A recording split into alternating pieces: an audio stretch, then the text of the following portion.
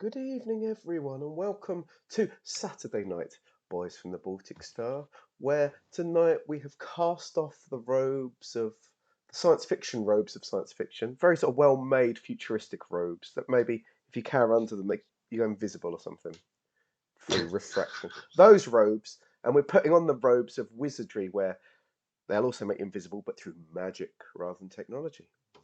I don't know what I'm talking about. I'm still quite ill. Um, but thank you for joining us. If this is your first time, welcome. Um, if you like what you see, consider following us. If you don't know what you see, don't bother, But please stay and watch for a bit and say hi. We love to have you here. We love to have you, but we're not going to force you into anything. That's our guarantee, isn't it, Ben? No forcing. We always go only as far as consent permits. Exactly. We're all about consent. Um, we're on Instagram. I still can't remember what it is. I think it's just Boys from the Baltic Star. I'll try and put something up there every day. It's very magical. Um, um, and we've got a Discord, which you and Boss is quite frankly, so that is good as well. But otherwise, just welcome. Sit back, relax, chat if you want to. Don't chat if you don't. Spend some points using the little red sun if you want to. Don't if you don't. But in the meantime, hello, my name is Luke. I'm in the blue background with the hat. I hope you're all well. Two across from me is the greatest man a friend could ever have. A greatest friend, a man. I'm so confused. The greatest man a friend could ever have. One of those. One of those things. A man who is iller than I. Ewan, how are you? Yeah, I'm alright. I'm iller than you, Luke, You are iller. as you've already stated. In both the sickness form and the Beastie Boys form. Mostly the Beastie Boys. Mostly the Beastie Boys. It's true. No, I'm good. Thanks. I'm good. I'm excited about magical invisibility, aside from technological invisibility. Technological invisibility is so yesterday's news. It's passé, isn't it? It's passé. For a game set thousands of years in the future. It's pretty passé. They did it all, then got rid of it because they were bored of it. It wasn't a challenge anymore. Yeah, clearly the way to go. Yeah. The man who will be deciding whether there is a magical invisibility cloak down this wishing well is our GM. Is it a GM or DM in Fighting Fantasy, Ben? I actually haven't got the slightest idea. What would you like to be honest? I genuinely don't know what they call it. They call it a GM. A GM. A GM. Yeah, they call it a GM in Fighting Fantasy. Yeah. So our genetically modified Ben is going to lead us through this adventure. How are you, Ben? GM Ben. Not too bad, thank you. Can't complain. That's for an Englishman. That's like pretty much I'm cock a hoop and full of joy. It's been the greatest thing there's ever been. That's about right. So what we doing? Who are we? What? Right. Well, if you modify the screen we're broadcasting so that it actually shows us and the screen rather than the graphic. Yeah, it should be. That's what it is. Okay, then that may be my things failed.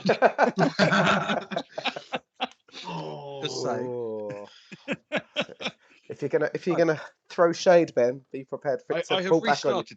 I have restarted it, and look, there we are. That's amazing. Shade and glass houses. So back in the long ago, the background to this is that a very, very long time ago, when role-playing games, tabletop role-playing games, were kind of a brand new thing, a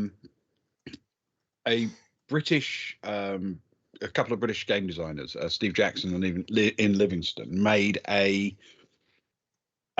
game that you could play at home on your own, they were called the Fighting Fantasy Adventures, and they started with a book called The Warlock of Firetop Mountain, and basically they were adventure game books you could play through one chapter at a time or one paragraph at a time, and they were enormous fun, and they were very very good introductions to the concept of a role-playing game. And so a little while after the first one was published, they published, or Steve Jackson specifically published this. This is a generic set of rules based on the rules from those game books. And this one's intended to be played with a GM and players, and you can create your own adventures and you can play your party through them. And it came with 2 fairly small adventures. And the first of them, the sort of most introductory of the introductory adventures, is a thing called the Wishing Well, which they mockingly told us would be about 90 minutes worth of play. Ah, But ah, we follow no such instructions, ah. the boys from the Baltic Star. So welcome to session 2 of the Wishing Well. We What? have 2 player characters who've been blundering around, finding items and exploring rooms. And if you look, you can see parts of the map that they've already revealed. And the simple truth is, I think the way people play tabletop RPGs has changed a lot. Nowadays, people are more into the role playing than they once were. It used to be just pick up your sword and hit things with it and charge from room to room looking for things to kill. Now it's a bit more RP, so there's a bit more interaction. As you can tell, partly by the fact that the sort of couple of NPCs you can actually interact with in this properly, the descriptions you're given as the GM for them are pretty they're tiny. So You say interact properly. Thrushbeard's just driven us mad. absolutely, There's no there you go. proper interaction. Capital. Oh, God. So, the story so far, they headed down a well because the well has relatively recently dried up. It's an old wishing well, and for centuries, the wealthy and the powerful came and threw gold coins down this well and made wishes. Whether or not it worked doesn't matter. The point is, when it dried up, a lot of people started thinking people threw an awful lot of gold down that hole, and they went looking for it. And our party of adventurers, Guns and Jones, set off to see if they could find their own fortune down there. And they have been battling their way through rooms and talking to people and fighting things and chasing things off and doing all the things that you do in these kinds of games. It is what you might call high fantasy in terms of its setting, though by its nature, don't expect too many, vast encounters. This is a relatively small scale introduction to the world of fighting fantasy. They've encountered a couple of characters at one time or another. They've encountered a couple of traps and they've dealt with them fairly efficiently. And one of them just fell in love with a mermaid. The mermaid has now been filleted and presumably will be served at a barbecue near you soon. And they are deciding what to do next. So, welcome back to the Wishing Well, part 2. You are in the mermaid chamber. The little green dot indicates where you are on the map. And yes, they did offer the very tips of the flukes of the mermaid's tail to Thrushbeard, who seemed very excited. We've offered him many gifts. He's got a picture, a painting, a sinister painting, a lovely a lovely chest, the tips of the tail. I feel. How about from you, Ewan? I think he's taken something, hasn't he? From Guns. Well, you did deliver him a state-of-the-art mouse. Ah, that is true. That is very true. That's very true. And in return, we've received three nuts. 3 nuts. 3 nuts. It's almost a snack. Very nearly. Almost. A lot fewer nuts than. Was it Kara? Kara bought like 50 Imperial credits worth of nuts in our Traveller game. And Yes. cheesy nibbles. Like half a ton. A wheelbarrow's worth of nuts and nibbles she brought. So I feel we need more, frankly, to keep up the on-brand purchase of nuts, acquirement of nuts. Well, essentially, the options you have from here are you can head back the way you came, into the sort of painted room, or head off through the passageway to the west. Whimsical Jones puts his arm on Odell Guns' shoulder. My dear friend, I wish to thank you once again for saving me from that wretched creature who who falsely took my heart and tricked me into love that was not pure. And all I've given you in return is, look, dear friend, your shiny buckles are tarnished and muddy, and I can't help feeling that is my fault. What can I do to make this right, my dear guns? I would worry less about my shiny buckles and worry more about my scars to be that you've given me as well, friend. You cut me deep, and he'll show some wounds on his arms and various places. Next time, just keep your wits about you. Remember who you arrived with, and remember who is truly your friend. Wise words, my friend. Worry not about my buckles. You were Dance with the girl you came in with. I you Pretty much. We'll give him that speech. my friend, you were always the wisest in our class back in fallen willed Shireham. And I hope one day you can return and share your knowledge with the next generation, as no doubt is your wont. But for now, which way shall we go, dear Guns? Onwards feels, unless you've more gifts to take back to our friend Thrushbeard. No, I have delivered him the mere tips of that dastardly mermaid's tale, and while he seemed happy, I feel there is no more reason to head in his direction unless you wish for nuts.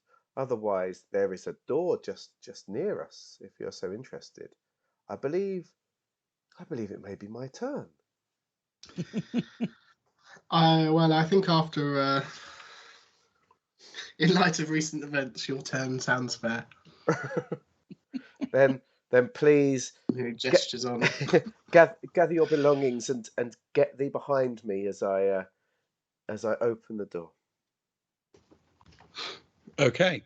On opening the door, you see a passageway which heads directly in front of you for a short way to the west and then turns to the south.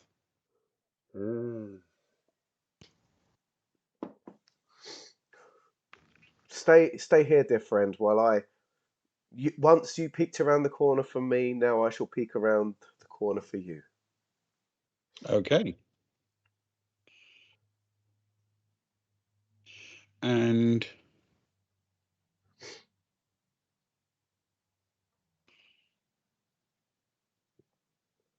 if I do that, you see the gloomy corridor stretches away a little further in front of you, and down to the south, and you can see it stretch off into the dark. Nothing appears to be particularly threatening or unusual about it. Is the corridor hewn in a similar style to the other corridors we've seen so far? Yeah, it's rough stone shaped, but it is reasonably well made. Whimsical pokes his head back round the corner toward Odell and says, tread carefully, dear friend, for it is gloomy ahead and still unsteady underfoot. And as he does it, he tries to do that thing where he pretends an arm comes out from the corner to grab you, but it's your own arm. But he does it so badly, there's no way he's going to trick him. But he hammers at the whole. Dear friend, quickly, help me, friend. Excellent stuff. Are you moving forward to the south? Odell will slowly approach in a very this one again, this old trick. As you head slowly further down the south of this corridor, you begin to see in the distance, your lanterns held ahead of you, a door at the far end.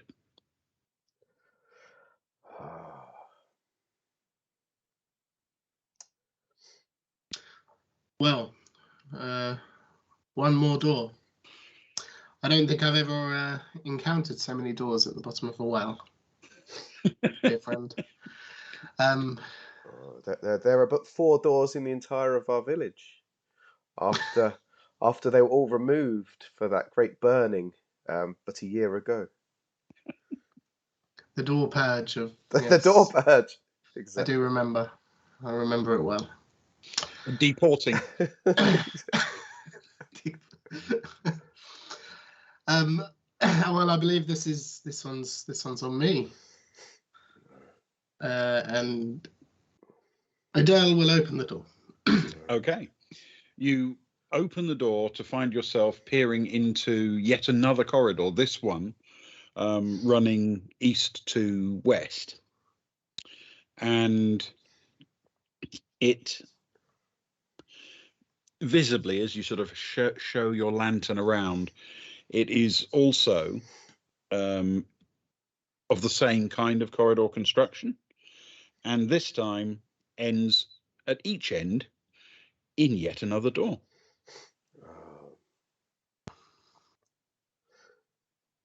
You know, dear friend, ever since the doors were replaced back in the village with beaded curtains, it made entry much easier than we have felt down here. And I feel very much turned around underground with doors everywhere. Like, which way should we go? More concerning. I think I recognised that last door from the purge. You feel that people have been down here replacing doors that were taken from us? It certainly seemed familiar to one door that I was well acquainted with back in our hometown. Perhaps we take a direction each. Or I don't know. Or we pick away. Your choice. We could at least have a little peeky around the corner, dear friends, and then call our ally to himself as required. Let us toss this coin that I found at the bottom of the well. Do you to make a decision? Do you, my friend, call the head of this king from hundreds of years ago, or tails? I call for the king's head. And even 'tis not, I am afraid, 'tis a tail. I shall take, as we stand, I shall take to the east. Okay. Then I shall head west. Fair enough. Jones, when you get to the east, there is a door in front of you, and the same is true, of course, for guns. Are you both going to go ahead and open your doors? On 3, once again, dear friend. On 3 this time. On 3, okay. Got it. 1, 2, 3. What? All right. Well, to sort of inevitable disappointment, I suspect, when Jones opens the door, he simply finds another entrance into the cell with the skeletons that you've already visited.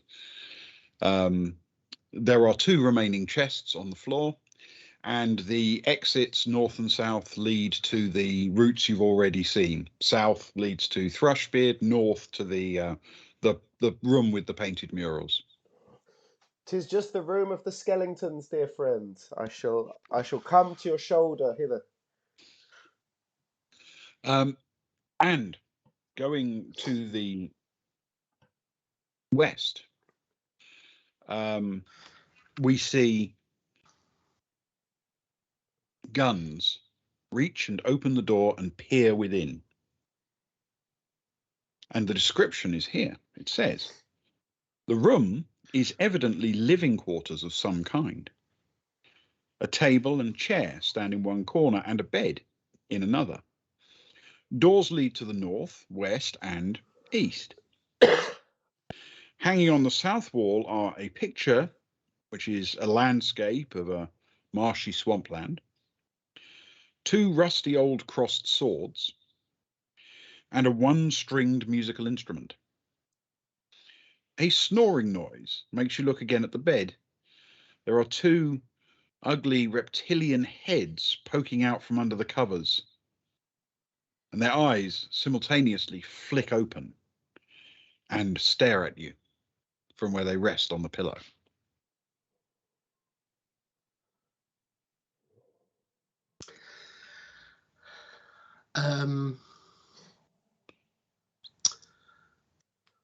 Guns suddenly takes a step back into the corridor.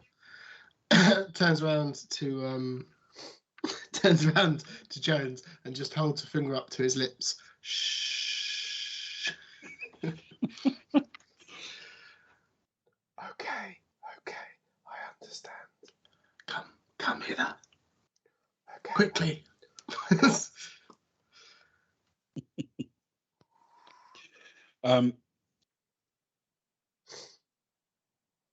One of the heads speaks to you. It says, "Get out of the room."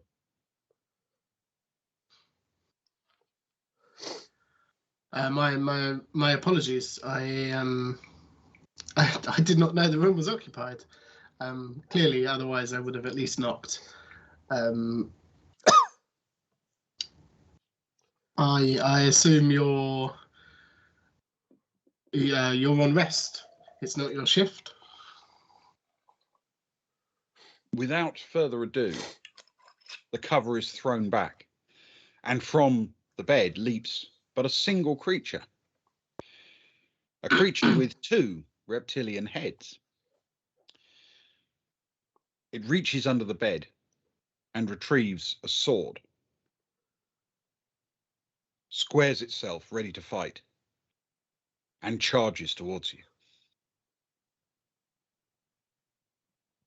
Ah! No. And Guns will draw his sword.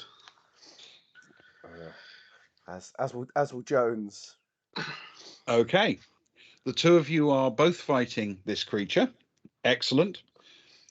So, if you remember how combat works in Fighting Fantasy, I know it's a bit new. Basically, you roll 2d6, add your skill total. You both get to have a chance to attack the creature. The creature will, in fact, have a chance to attack the pair of you. It has 2 attacks. So it can fight both of you simultaneously. 2 heads. It doesn't have to choose which of you to pick on. So away we go. Let's roll some dice. This Just when I've been plus keeping your these skill. dice cold as well for skill. I know, and this was supposed to be warm dice. Oh no.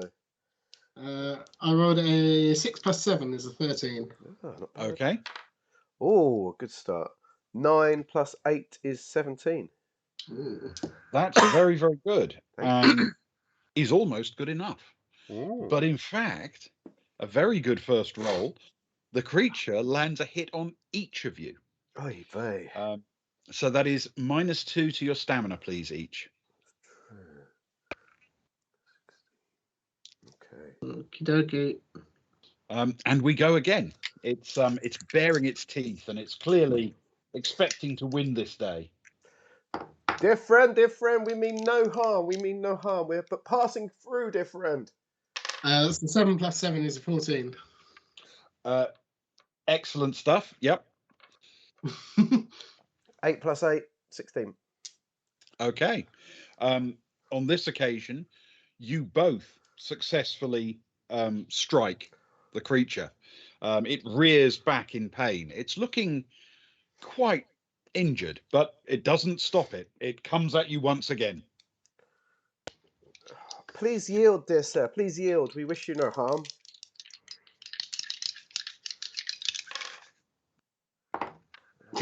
He says he's attacking it. Exactly. That's a 5 plus 7. Yeah, 5 Okay. as well. Oh, 5. They Swap twisted those in my hand. dice Sorry. out.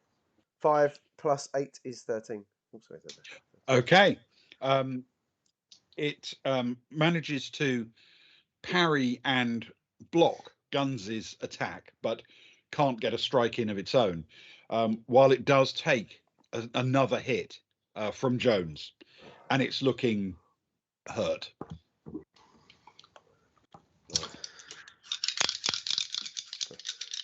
Do you yield, friend? Do you yield?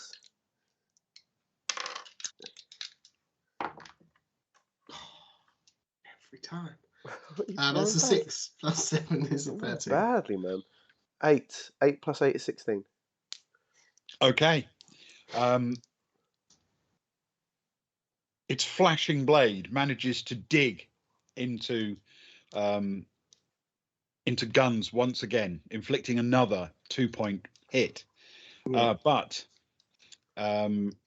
even as it does so, it takes a strike from Guns.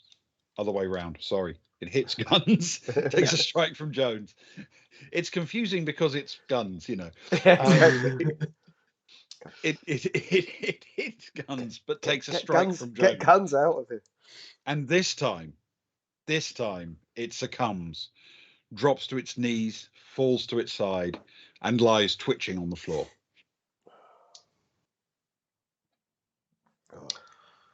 Oh, well fought, friend. I'm afraid I was not much use. I think perhaps the last 2 combats have taken something out of me.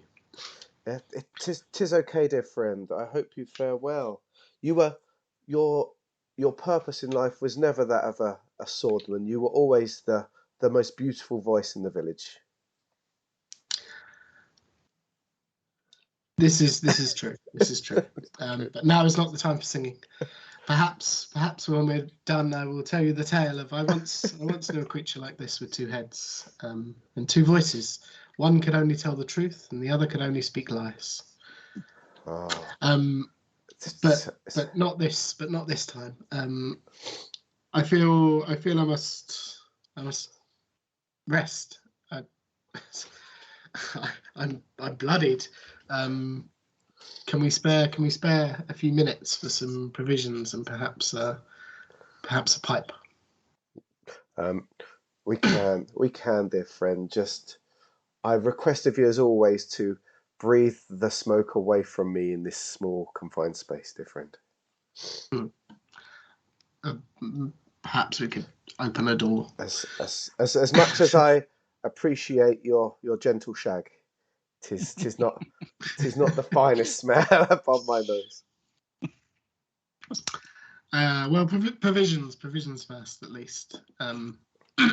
I'm all right in thinking, Ben. I'm sure we established last week that one of our 2 provisions would cure what currently ails me. It will restore you to full stamina, yes. Well, perhaps it's too early. Perhaps not. I'll do it anyway. I'll eat one of my provisions. Okay. Whoa. Who knows? All right. So, is there anything else you want to explore in the room? Well, yes. Is there anything else under the bed? Okay. You stick your head under the bed. No, not visibly. At least you feel around a bit. It seems to just be where the creature left its sword. That makes sense.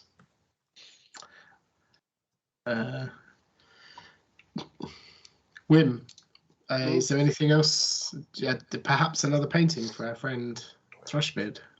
Ah, yes. This picture is fascinating. Whimsical Jones approaches the picture and has a closer look at it, please, Ben. To take it in, please. Okay. Well, it's cheap in construction, but it is a reasonably poorly rendered version of a marshy swampland, painted in a way that sort of implies that you were looking at something profoundly hideous that somebody painted, and they've made it just like 1% less ugly in the painting. You know, there's a sort of murky sunlight beaming down a bit on one side of it, which makes the rancid pools look just fractionally less rancid. Look at this beautiful sunlight in the picture, dear Guns. Does this not just reinvigorate you with energy? I would say it's the kind of landscape that I would hang on my walls if I lived underground. Now, we know someone who does live underground, dear friend. Perhaps he would wish to hang it upon his walls now that its previous owner lays there twitching and if not already dead. It would be a shame just to leave it here wasted with no one to view it. I'll take it down off the wall if possible, and prop it up next to the door for now, just in case we decide to take a job lot back. But fair enough.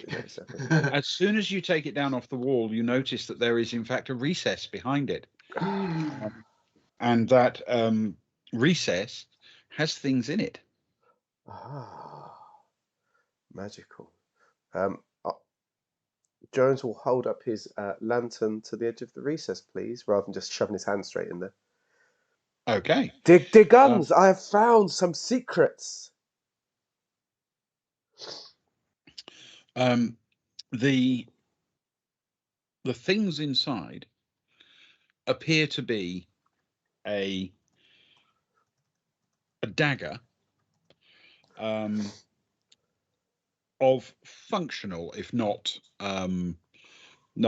a particularly masterpiece workmanship, but it looks of decent quality. By its nature and its shape, you surmise that it is in fact designed for throwing, potentially a valuable weapon. There are also a little stack of 6 gold pieces in one corner. Lovely. An amulet on a dull metal chain, and a bunch of 4 keys. 4 keys. Keys, friend. Did we not need a key for the vault? Was it a vault? The king's. Oh, we do. Our friend mentioned some form of key, although I'm sure he said we needed to get it from a wizard. A wizard, a crystal key, dear friend. But these 4 keys could be wonderful for eating our lunchies. Please, with our 4 candles. With our 4 candles, please, friend. Your pockets are way deeper and more secure than mine. And Joe sort of throws them across to Guns as he's puffing on his pipe. Tis true. My pockets are much deeper than yours. Speaking of which, dear friend, here, take half the gold, and throws 3 gold pieces to him. Thank you. You're too kind. You're too kind, friend. You're too kind. Now, the other one we can split. Would you rather have this beautiful amulet, or do you like the idea of yourself as a wily ninja throwing a throwing dagger across the room? I know not of this ninja.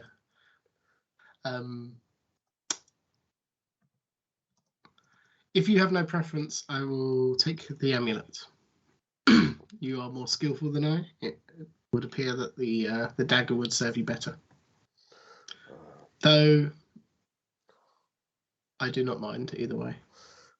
Then I shall take the dagger. As is often the case, I prefer to stand further away from the villains than you do. Why don't you keep hold of both for now, though? I already have a pendant, and your neck is bare. Well, 'tis the time of year to shave it. I agree, but yes, thank you, friends. The generosity we have with each other is a rare gift indeed.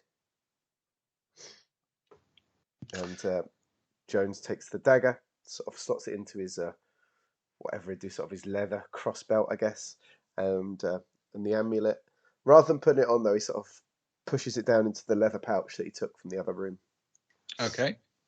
As you mention the fact that you have a pendant, you sort of show it, and you notice that though when you first took it, it appeared to have a gem mounted in it. Now the gem appears to have disappeared, and you have a slightly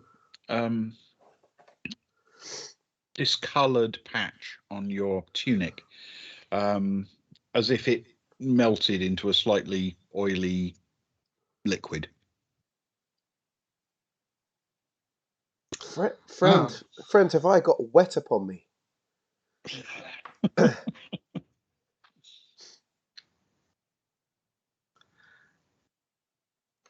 It appears very odd. Very odd indeed. Your taste buds are many times better than me. Perhaps we could use our old trick of you licking upon liquid to find out what it is. I remember last time, friend. I remember last time. What was it we learnt from that occasion? Smell first. Lick Do second. not lick the brightly coloured dungeon. I shall smell the liquid first. It smells musty. It smells musty. Ah, musty. And I'll lick it, or dab my finger in it. It tastes. I don't want to be weird. Slightly metallic, like water that's been attached to a piece of metal for a very long time. Metal. It tastes like metal. Tastes like metal. Your taste buds honour us once again, friend. You never let us down in these situations. Quite right too. Okay, so is everyone healed up and happy with the progress? Can Guns just quickly pluck the string of the one-stringed instrument? Absolutely. Can you roll a skill check for me, please? Are you familiar with this instrument, my dear Wim? I've not seen one of these before. I've only seen one with 7. I've seen one similar, but with 2 strings, friend. Never one with 1.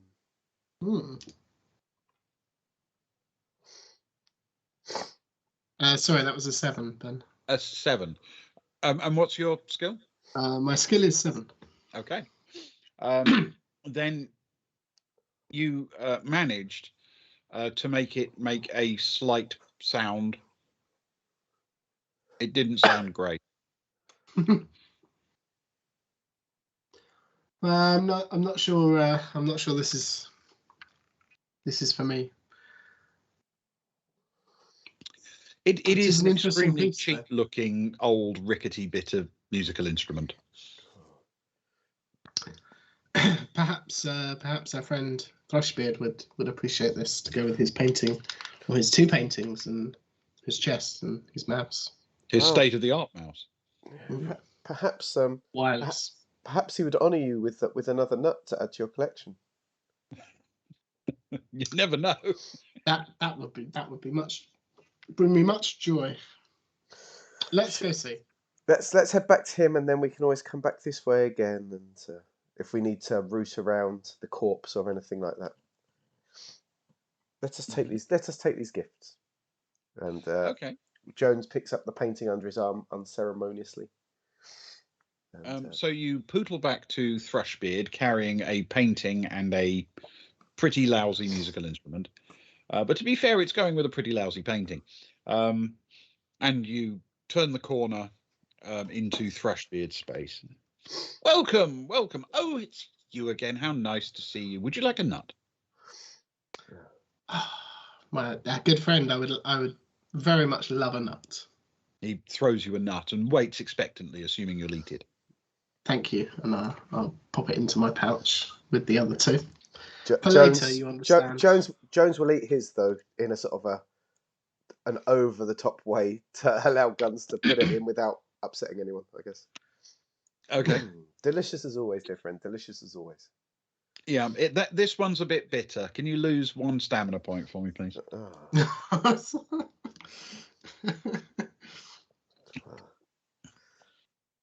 half as deadly as a 2-headed lizard folk. Absolutely.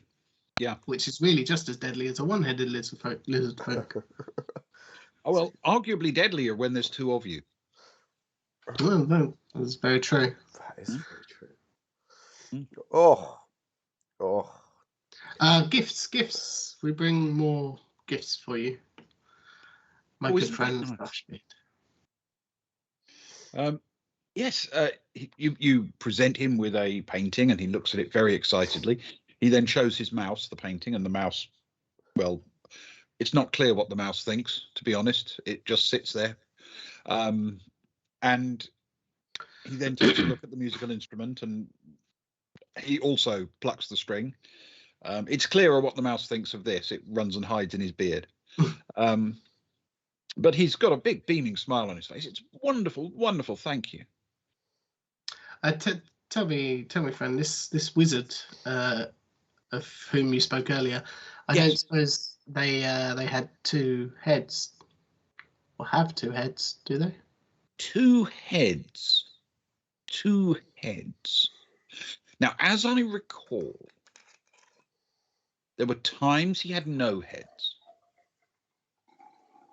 But to be fair, that was when he had no body either. And then there were times when he had a head. But it was only 1. But then at that time, he only had 1 body. So I suppose it's possible he could have at some time had 2 heads, but then no doubt he'd have had 2 bodies, which I think would have made him 2 wizards. Well, what you speak makes perfect sense. We must have been a case of mistaken identity, I'm sure. Thank you for the nut. Thank you for the advice once more. Oh, you're welcome. You're very, very welcome. You did give the wizard my best, of course. We certainly will. We certainly will. Excellent. Jones, anything to add? No. Thank you for your time and your hospitality as always. You understand we have many things to do and so little time to do it in. If you would excuse us, we must be in at least 3 places at once. Absolutely. Which must require there to be 3 of you. Oh, there's 2 of you. Would you like my mouse?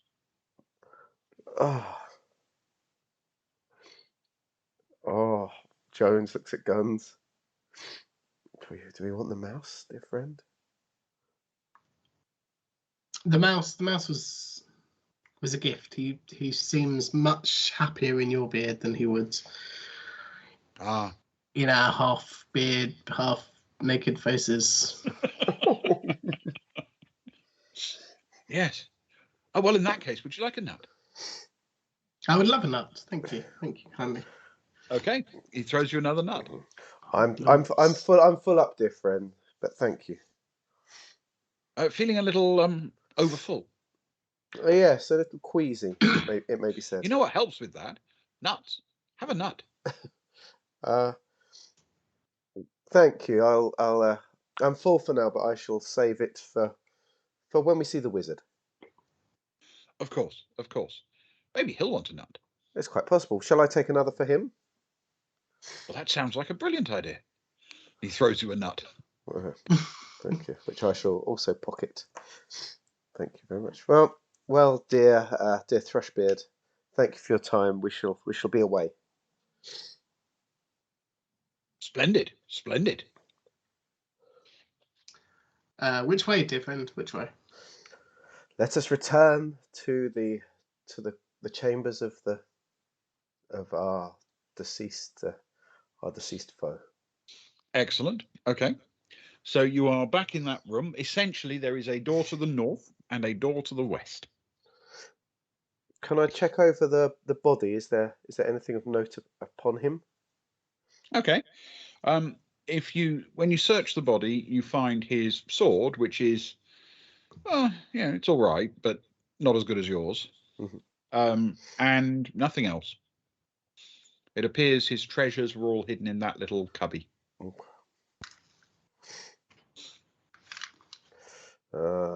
Nothing upon him, friend. So I suppose all that we have left is to travel north or west.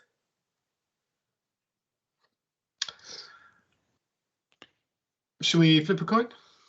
Once more? A splendid idea. Should we say, what should tails be, to the west or to the north? Tails feels west to me. Tails feels west. Okay, let us try. Tails is odd. 'Tis heads.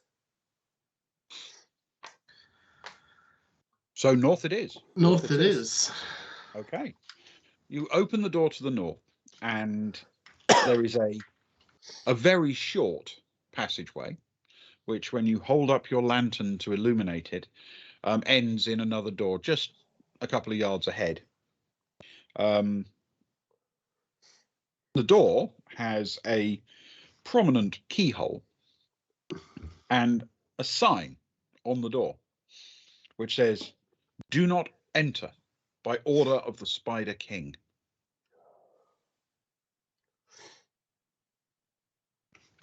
Guns will pull out the keys.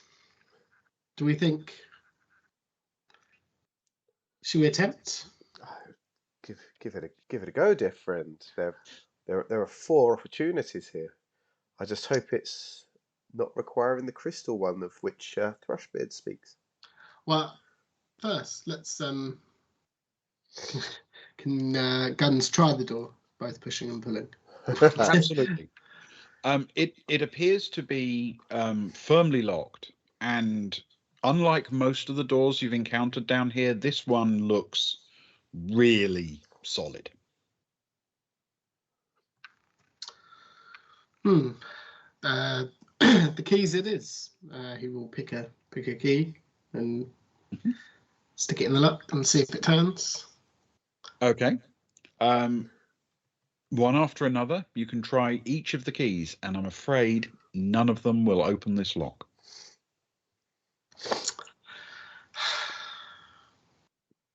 Alas, friend, I feel these are not the right keys. Though they must fit something in this well, you would assume. Woe and blast, friend. I suppose we must go west for now. Back west? Let's just go west. Okay. You open the door to the west and encounter yet another corridor. This one extends a short distance and then turns to the south. It is again roughly square but rough hewn, and ends in another door.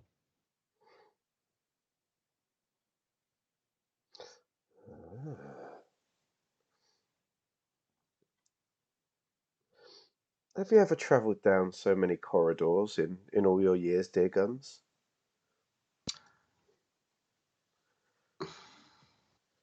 Not that I can recall.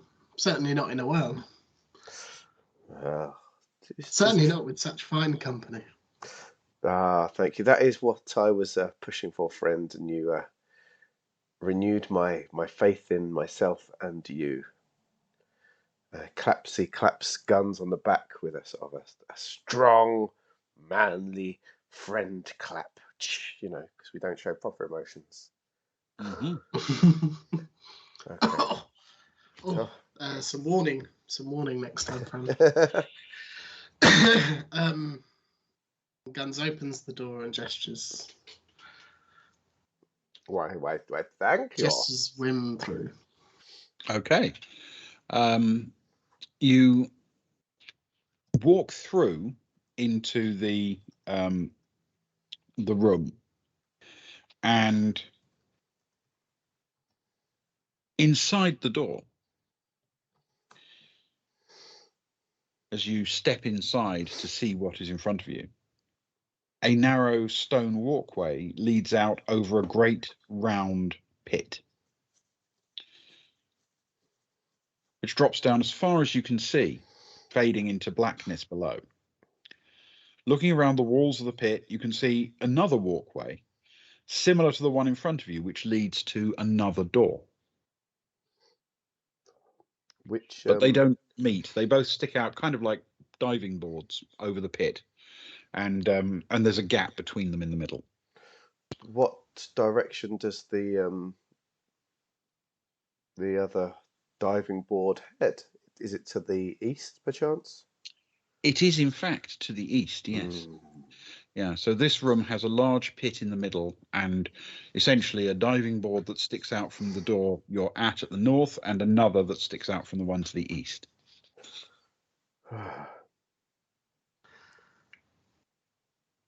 Can Guns take a nut, drop it down the pit, and count how long it takes the nut to fall, or for a sound to be heard? There's a short gap of a few seconds before you hear anything. And then what you hear doesn't sound like a nut hitting water or even stone. It sounds like a sort of soft, very low snuffling sound. Oh, no. Sounds like a soft snuffling sound, dear friend. Certainly not like any nut that I've ever heard. Oh, verily. Did you bring the rope? Ah, did I bring the rope? The one that we came down the well with in the first place, friend? Yes. Yes, I believe I wrapped it up. Is that possible, Ben? Could I have brought the rope with me, or is that still tied? You can have some rope. Yes, why not? Thank you very much. Which of us feasted more last Christmas, friend? Which of us is in better shape this day? Well, I don't feel as though I would wish to compete with you, but Look, you don't have to well. say it, friend. If I put weight on, friend, then just say it. Don't beat around the bush. Why don't we could both head down? If there's somewhere for the rope to be tied, then Is there a handle on the inside of the door? There does not appear to be a sort of a usable handle for such a thing. I suppose you could make a loop literally around the diving board. Diving board, yeah. Especially if we put it sort of halfway along or something, so it's unlikely to suddenly scoot off the end. That would probably be a sensible idea. Or just one of us can go down. I'm happy to either hold the rope or go down. Either. Well, friend, your silence spoke that maybe I should not be the one going down for causing you too much strain upon your back and your sinews. Just because I had extra servings of the plum pudding. It is your favourite. Verily. And I don't begrudge you. I'm happy for us to both go down, but of course, one must enter first into the snuffling. Let me tie the rope anyway, and we can head down, friend. Okay, so you step through the door and crouch down to tie the rope. And where are you at this point, Guns? Guns will be on his shoulder, offering being there in case that any help is needed. So in essence, you're both going to get out onto the diving board, and then presumably one will reach underneath to pass the rope under, and the other one can. Yeah, I get it. Just a second or two after you step out onto the diving board, the door behind you slams shut. There's a brief moment where you think, that's interesting. And then this grinding sound begins, and the diving board you're on slowly begins to retract into the wall. Aha.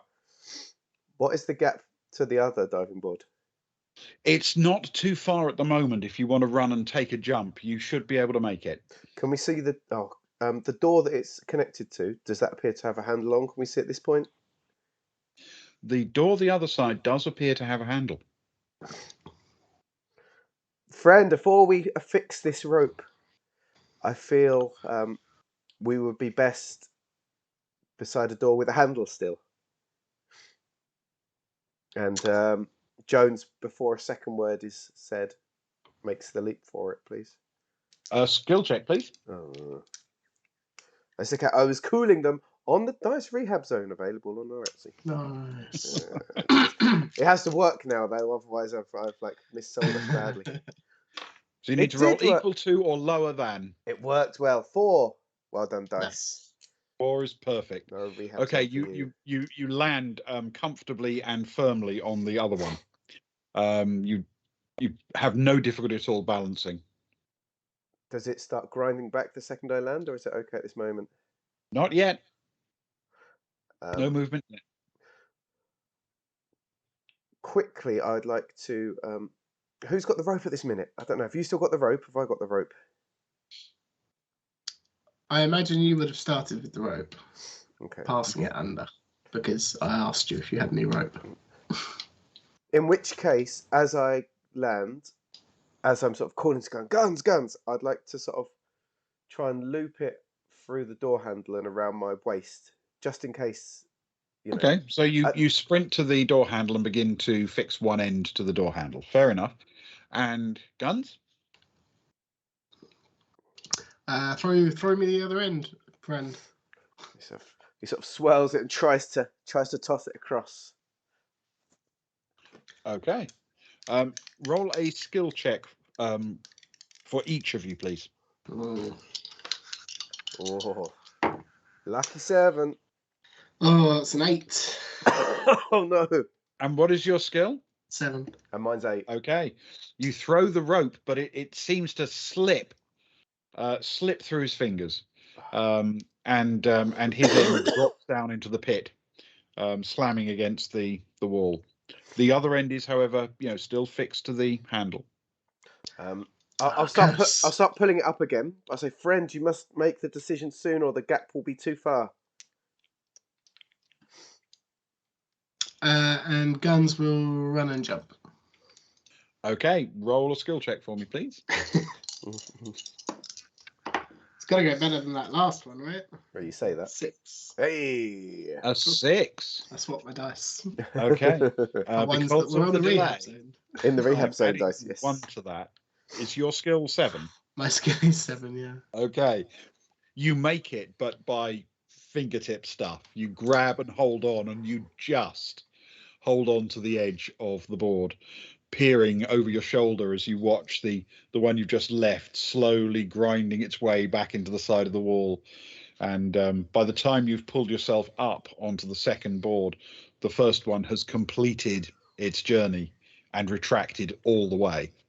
That way you came in, there's now nothing but pit all the way down. Oh, friend, 'tis fortunate we did not come this way in the first place, or we would not have escaped. Certainly.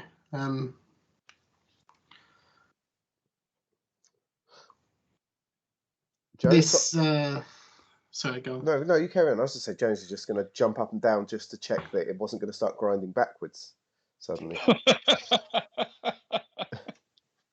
No, there appears to be no further movement. Okay, good. That's all I wanted to do. This implies to me that perhaps there's nothing but danger at the bottom of this pit. If a trap is laid in such a way that to fall would cause you harm, then do we still wish to investigate? Friend, can I take? Do you still have your small your small flask of alcohol upon you for those times when your spirit drops. My spirits. Your spirits drop. Spirits for low spirits. I certainly do. You you recall the water back home. It's better to drink this. And I'll hand over a water skin filled with some various water that has been distilled. Jones, safety measures, obviously. Jones rips off his red hood.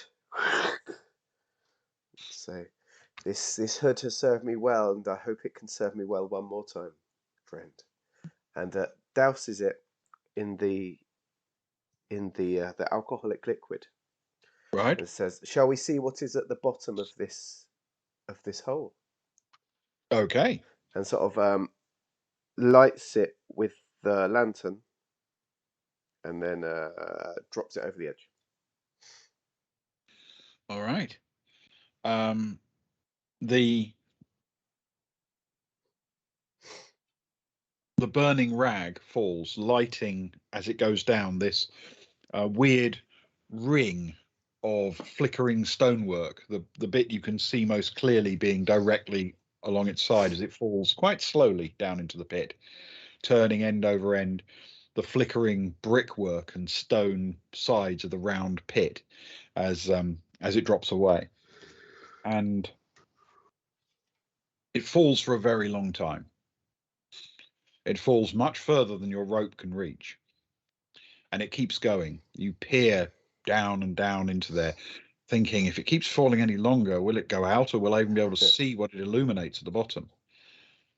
But then suddenly there's a sort of glow from around it as it illuminates the ground, and it falls to the ground onto a raid. Sorry, a floor raid. pit. Infinite Monk Tales. Hello. Thank you for raiding. Thank you for raiding. We've just dropped a flaming bit of rag down a sinister hole. Thank you for joining for our sinister hole lighting moment. Angie Pops, welcome. you're right.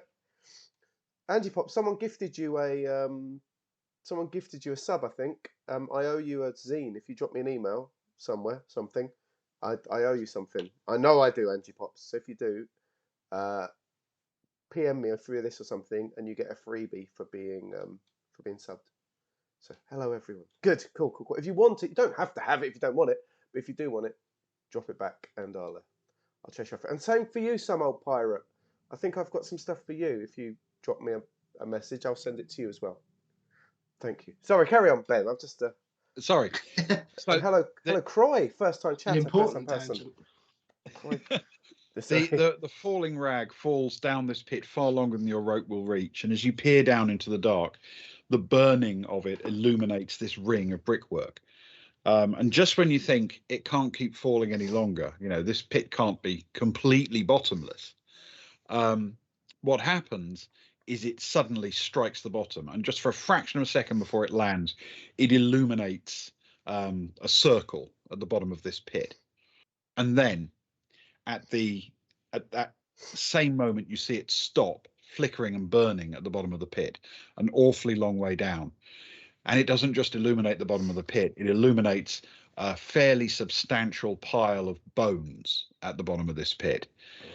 And standing among them, a very unappealing looking misshapen form, something that you know from descriptions to be an ogre. Oh. It looks up, it looks down at the burning rag, which is already starting to burn out. It lets out another sort of snuffling grumble. And as it was knocked on the head with a nut. And as it glares at you from the bottom of the pit, the rag burns out its last, and the pit turns back to pitch darkness. Sorry, friend. We thought a light would be a gift for you. Do not hold it against us, friend.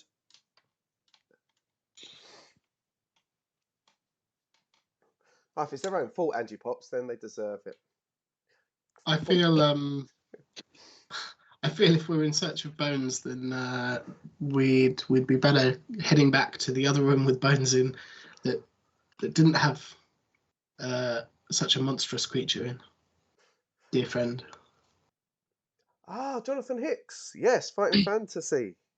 We've turned a 90-minute quick hack and slash into some ridiculous story of friendship. It's blame modernity. It's a really nice light rule set though. Ben taught it us in what, 10 minutes? Would you say, if that? If that. If that. And there's just so much. Well, you'd know. You're a man who loves the light rule set. This is Jonathan Hicks's Dark Places. Yes.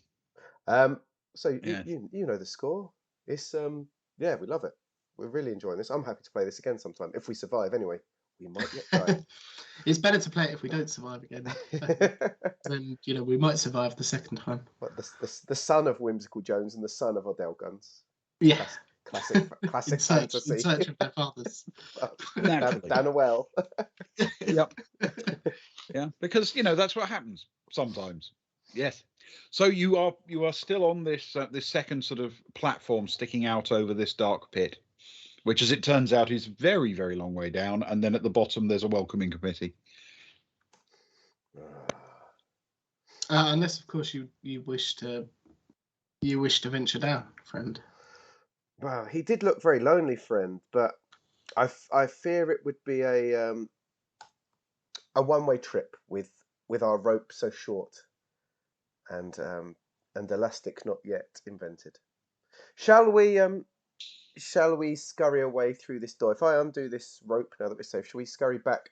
I feel this door may lead us back to our dear friend, and we may need to rethink of what we do next. Do we have a gift for him? I don't know. I wonder whether to take the mouse upon him. Maybe the mouse may work well with us as a third friend. I feel more importantly we need a key. If you feel the mouse could work as a key, then perhaps. 'Tis what I wonder. Maybe may find something.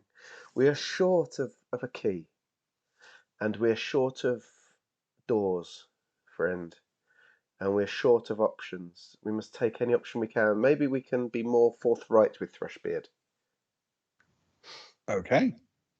All right. So you pull open the door, and on the other side there is, this isn't going to come as a shock, another rough-hewn stone corridor, which ends once again in another door. So many doors, friend. So many doors. Let us go through and greet our friend one more time. And indeed, on going through, you encounter once again Thrushbeard. Oh, welcome back. Are you you are the same? I always think it's difficult because you didn't come in through the same door as last time. But yes, you are the same people. It's weird, isn't it? When you go out through that door and then you come back in through that door, it's strange. Often makes me think you might be different people. Would you like a nut? Would you like a nut, dear Guns, as you lost one of yours earlier? I would love a nut. I gave a nut to our friend the ogre back there. Have you met the ogre? I'm not good with neighbours. It's not really my great strength. I mostly sit here with the birds and my mouse. How are you getting on with the mouse, dear friend? Are you close yet? Close friends? It may very well be the best mouse. I'm glad. I see you still have that beautiful painting I first bought you facing the wall. Have I dishonoured you in some way through such a gaudy painting? No, I've often felt that with some paintings, they look best from the back. Let me take. This painting definitely looks best from the back, I think, friend. I think you have it the right way round. Next time we're down, maybe I could put some nails into your roughly hewn walls, and we could hang it facing the wall instead of along the ground. It might make the place feel more homely. That sounds brilliant. Capital.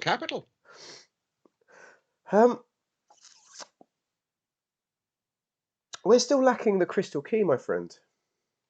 Oh, but surely you. Oh, did you lose it? I don't know whether we ever had it before. Do you remember what it looks like?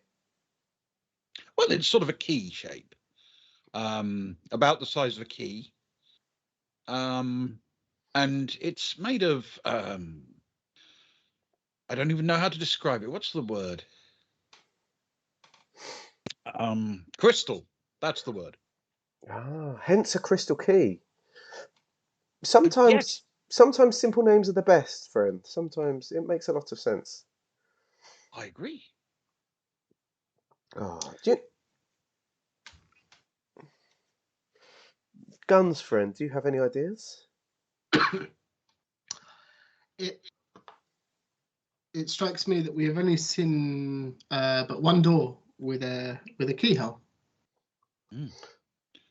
and yet we have found this string of keys, and he holds up the collection of keys, but no crystal key. Well, do you know what these keys are for? Well, I'm not an expert, but I imagine they're for unlocking things. Yes. Ah, he's a wise man, dear friend. He's a wise man. There are four keys. There are four keys here. We've certainly seen one door with a key hole. Yes, yes. And three chests with keyholes. Is that correct, Ben? It is, yes. Which, I mean, I'm not the sharpest tool in the shed, but that certainly appears to be four to me. Perhaps, perhaps could you try this on your chest, and will it fit the lock? Tragically, the lock appears to be broken. Alas. Have you looked inside the chest, dear friend? Yes. It's brilliant, isn't it? It is. Doesn't it shriek and shout? It does, but after a while it stops, and then you have to open it again in order to make it come out again. I feel a flaw in the design. I feel. Possibly. I mean, I'm very fond of it, but it turns out it doesn't agree with the mouse. Yeah, much like your musical instrument. Yes, I think in that case the mouse simply doesn't like the musical instrument. In the case of the ghost, it actually disagrees with it. I mean, they argue.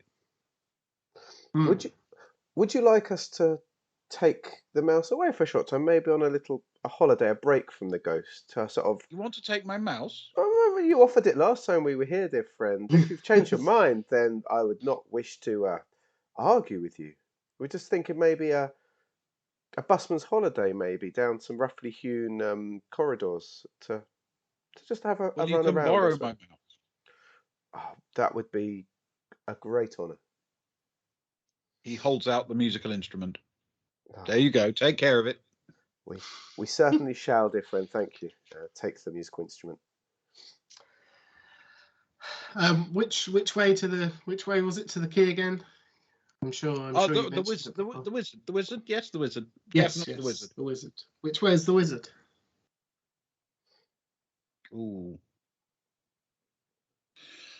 I want to say west or east. Or north. Oh, yeah, it could be north. I'm not really good with directions.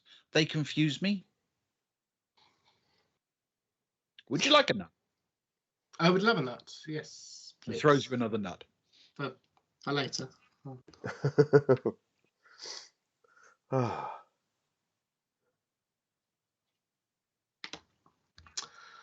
Well,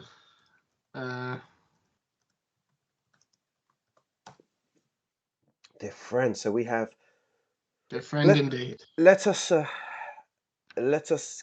recap. To the east, we have a room with what's his name? Marg the Slaymaster's quarters, of which we took an axe, a pendant, and a leather pouch, but left a silver necklace, I believe. And then a room beyond that which was empty, nothing inside. To the north, a room of skeletons, which we did not check the skeletons. Thinking back, some chests, one of which now resides here, and two are broken upon the floor. One's definitely broken upon the floor, and the other one is in a weakened shape. Then the painted room, which is a beautiful room that I might like to see again. Then where my beloved but treacherous mermaid dwelt with her octopus friend to the north. Then the locked room to the west, and then the pit of despair to the southwest. Mm-hmm. I wonder if looking upon the skeletons again may offer something, friend. Do you have any other plans? Perhaps the skeletons. The only alternative I can think of is that there is one room that is truly unique in the fact that it houses nothing, or at least nothing of interest that we initially saw. But let's head to the skeletons first. They are the closest. Okay. You indeed set off to the north to take a look once again at the room where the skeletons, all 5 of them, hang in a row on the wall.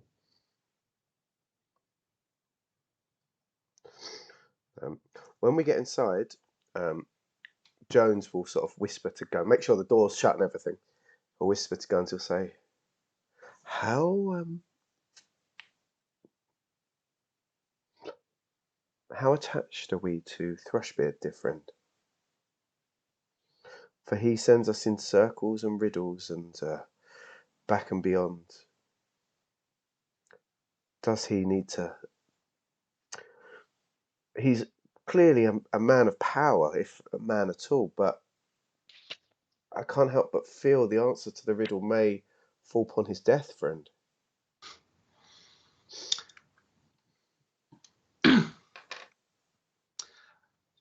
Perhaps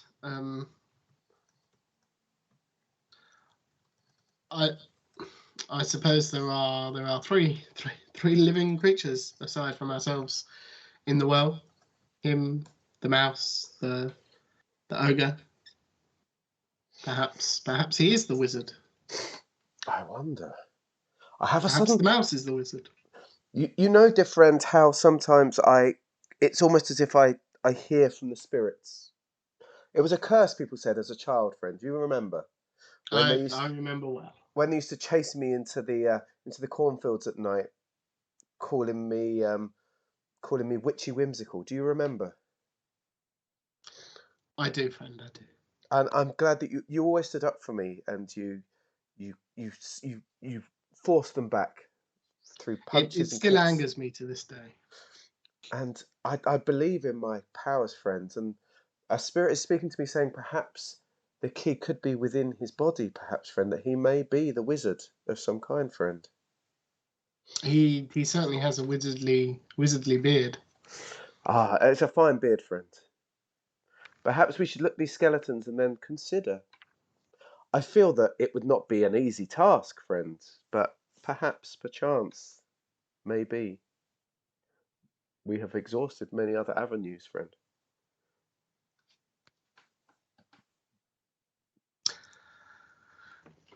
I suppose it would it would depend how much gold you feel there is and how desperately you want the gold.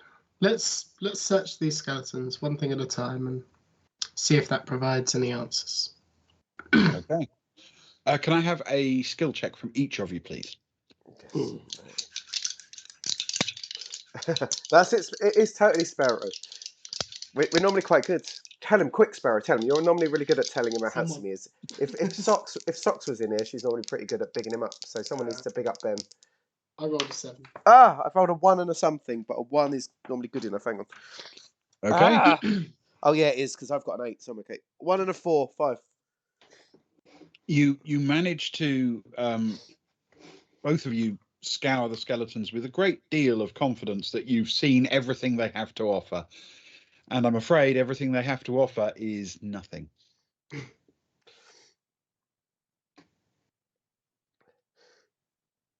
friend, the spirits are speaking to me again. They're talking of a handsome man, a bearded, handsome man in a red room, who is as handsome as he is clever.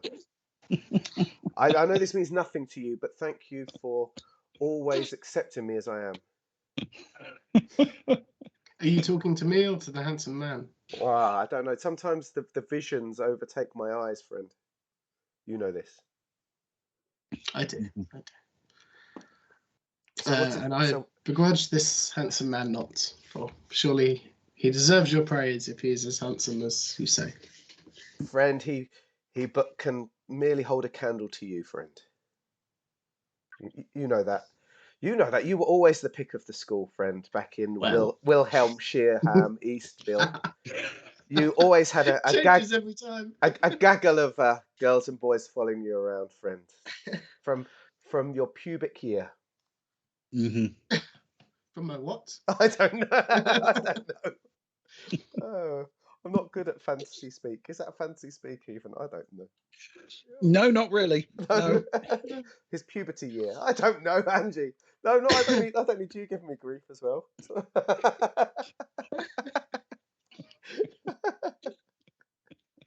Oh, yeah. Okay. Yes, I'm afraid there is nothing more to find in the skeletons. Come, friend. I'm feeling tired and weary, for I do not live on the shag as you do.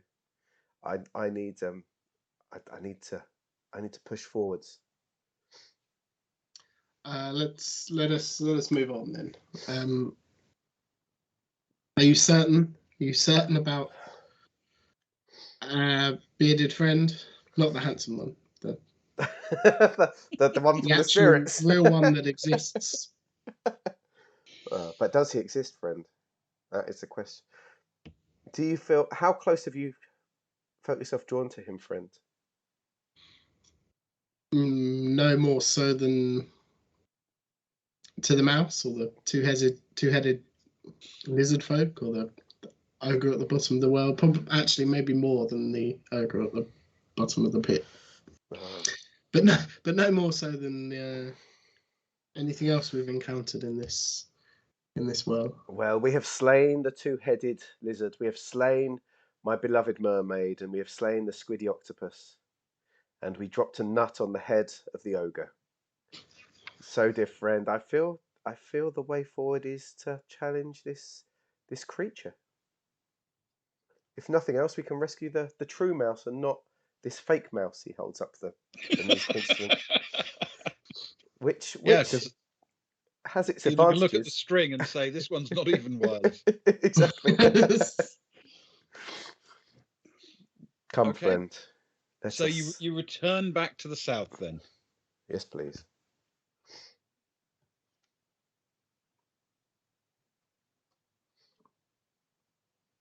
Okay. And what is your plan? Oh, it's going to be wonky, whatever it is, I think. I'm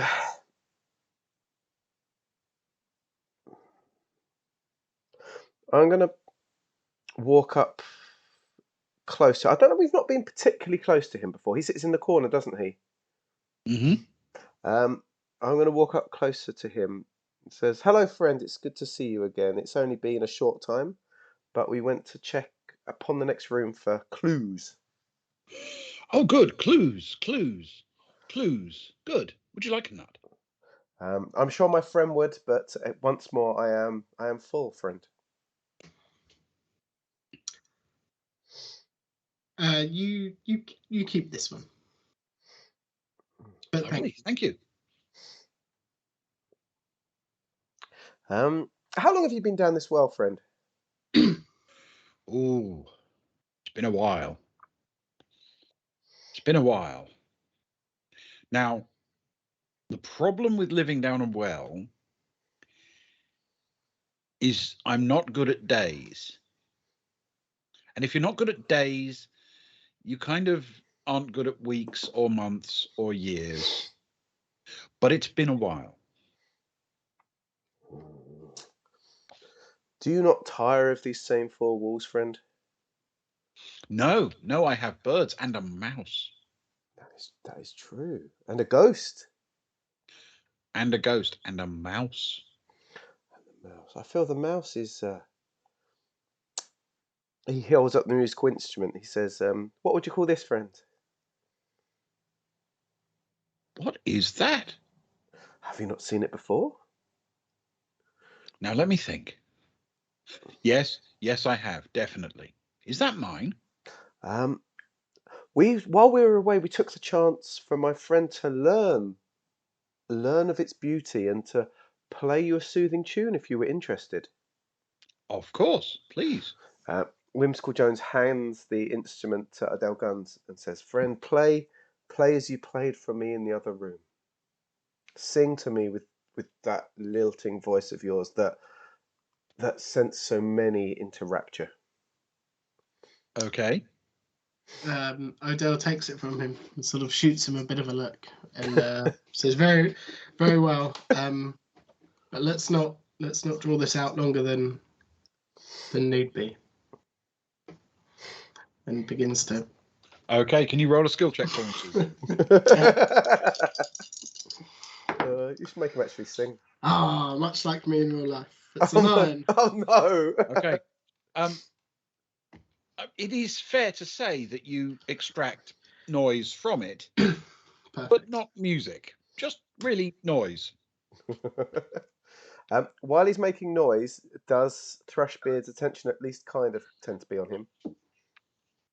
Not really, because there's basically just some noise in the room.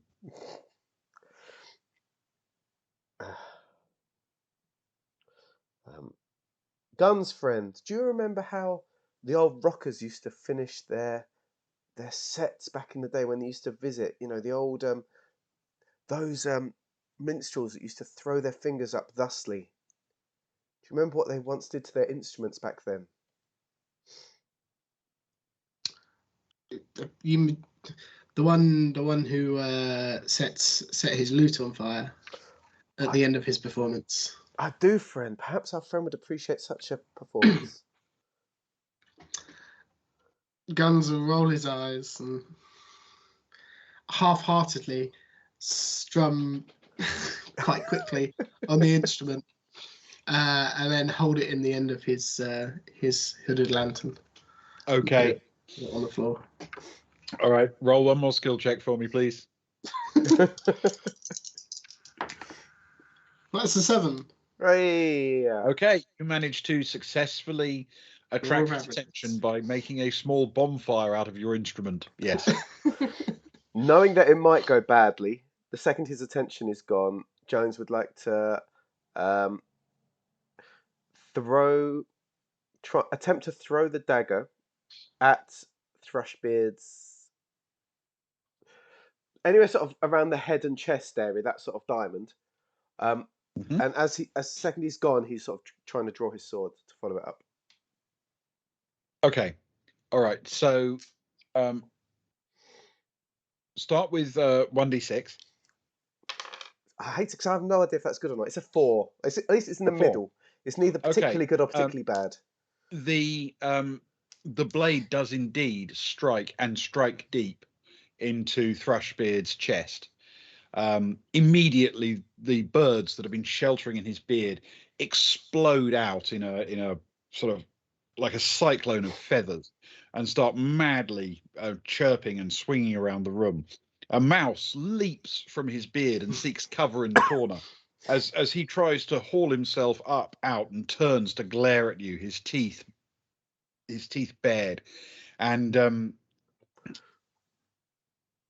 he grabs from underneath his beard a short but sturdy looking sword and leaps to attack. Off we go. Off we You're go! Come on.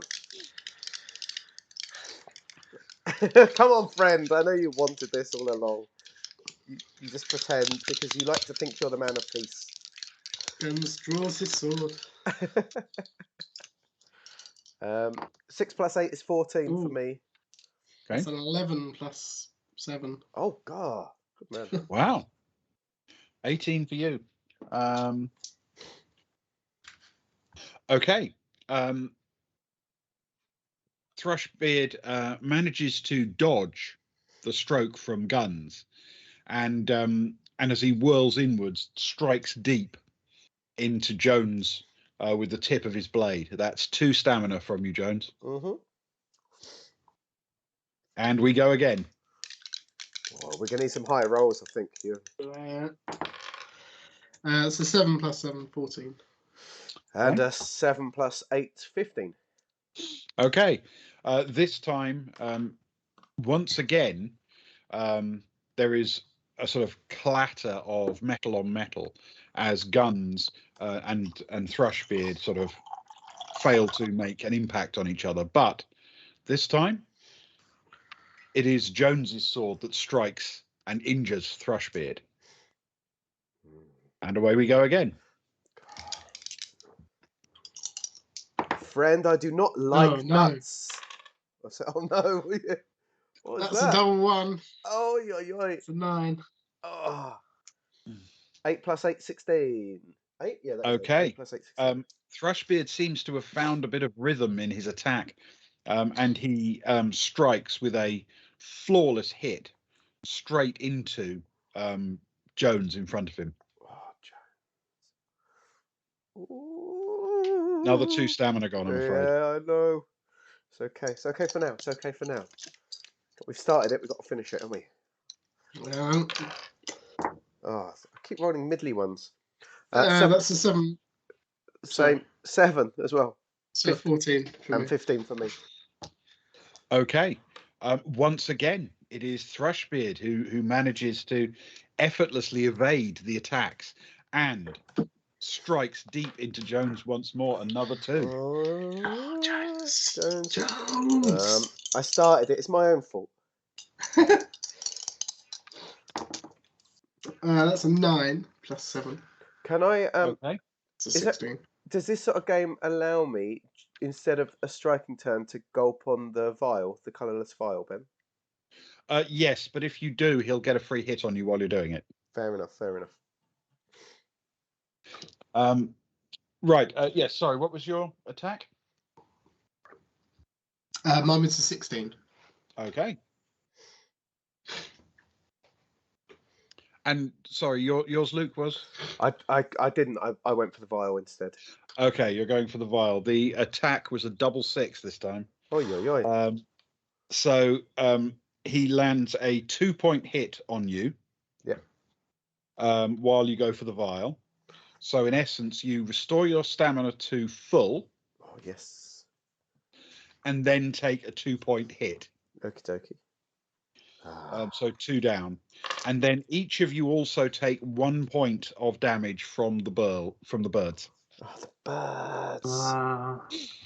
They're swirling around, and every now and then Swirling. leaping in for a peck of opportunity. Little pecks. Little Gregories. Okay. Again. Have at him. That's a 6 plus 7 is 13. Okay. About my 17th 8 of the evening, which is 16. Okay. This time he still manages to parry Guns away, but he takes a hit from Jones. Yes. That's what we like. How's he looking, Ben? Angry. Covered in birds. Oh, another middly one. An 8 plus 7 is 15. Okay. And a 7 plus 8 is 15. Oh. Wonderful. Yes, this time it is again parrying back. Is that Thrushbeard manages to land yet another hit, and strikes into Jones once more. He certainly doesn't think much of you, friend. Well, I angered him, friend. I just need a big roll. I'm not hit. Oh, not another average. 7 plus 8 is 15. 8 plus 7 is 15. Twinsies, kind of. Okay. Twinsies, friend.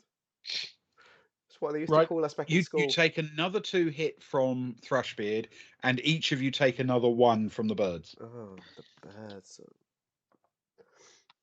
Okay.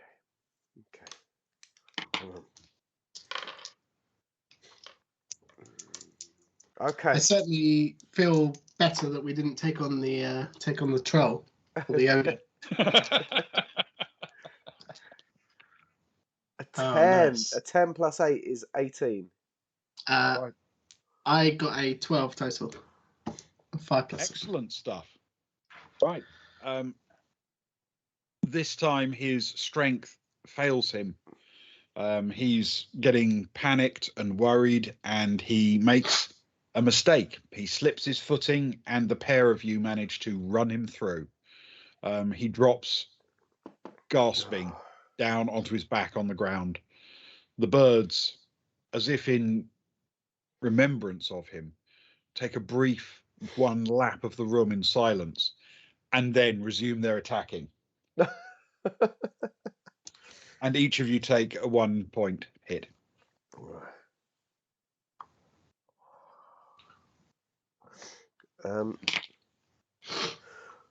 Accepting that the birds are swirling and that, can I? He's down. He's dead. Are we say he's dead? Can I? Yep. Accepting they're swirling, can I try and search his remains, please? Absolutely. Make a skill check. And my 14th 7 of the night, which is okay because my skill is 8. A thorough examination of his body reveals nothing except the sword. Okay. Is it better than my sword or worse than my sword? It's more suited to him. Okay. But it's not as good for you. Oh dear. No. There's nothing upon him, friend. Have I made a terrible error?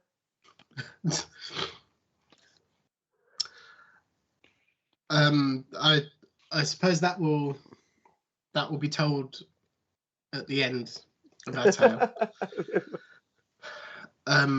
But we should move on. I feel these birds are nothing but malice for us now. Okay, so where are you going? Where do you want to go, friend? Do you want to go to the empty room that you talked so fondly of? Yes, to the east. Okay, all right. You head to the east. Can you each take 1 more hit on stamina, please, as you leave? The bird's got in 1 last attack. Seems fair. No, I didn't gut him, Sparrow. I should have done, I should have gone full Fifth Element. He's probably got the stones in his belly, isn't he? The crystal key was inside of him all along. Yeah. I'll do it on our way back through, Spez, because we've got to do this right-hand room anyway, haven't we? On the way back through, I'll take the pouch of nuts. The mouse came running out anyway. I don't know where that's cowering. The mouse fled, I think. Yeah. Now, if everyone will forgive me, I need to take a quick break. Can we have 5 minutes? That works for me. I also need 5 minutes. Yeah, cool. Right, let's take 5 minutes. Don't go anywhere, anyone. Well, you can. I'm not gonna. We're not gonna force you, are we? We're all about, as we said, we're all about consent. so do what you need to do. But it'd be lovely if you were still here when we came back in 5 minutes. Now, hang on, let me click all the important things. That thing. Good. Yeah, do the things that you do. That thing. That music. That thing you do. That thing you do. Yeah, done it. Okay, now I'm gonna turn us off. Okay, 5 minutes, guys. We'll be back. Quick.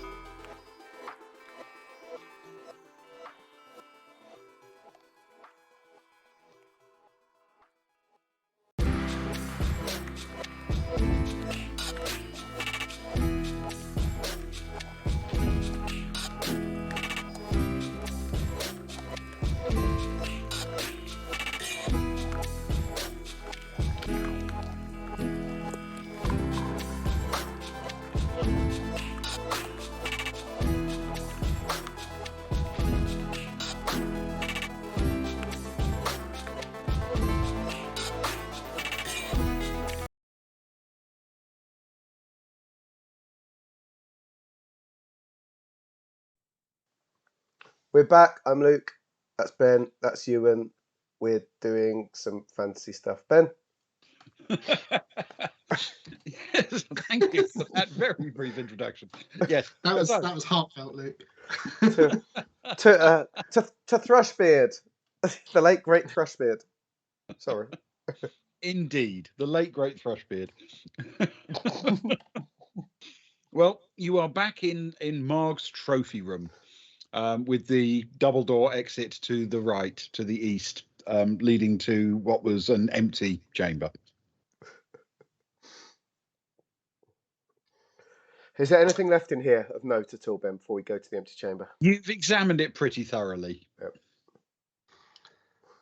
Did we left something on the walls, didn't we? Was there something left? Yes, you left a silver necklace on the walls. Well, friends, now that we're in the habit of taking gold and killing old men, would you care for a necklace as well? Why not? Let's complete the triumvirate. Okay. And Guns will remove it from the wall and throw it over to Jones. There's the usual sound effects of the alarms going off and the running feet and everything, but then yes, indeed, the necklace. Once you walk away from the wall, it all goes quiet again. Is the necklace just a plain silver necklace, Ben? Roll a skill check. I shall try. Okay, it's okay. It's a 5. Okay. That's By not 5. its Hang on. nature, That rotated. Where's my 2? No, it was a 5. you'd Sorry. be tempted to think it was in some way magical. Oh, a magical silver necklace. Do you just have that vibe about it, does it? It has a vibe, yeah. Friend, trust Witchy Whimsical. There is a vibe about this necklace that gives off the magic. Do you wish to lick this one too? He'll sniff it first, obviously. I keep telling you, friend, sniff first, lick second. We all remember.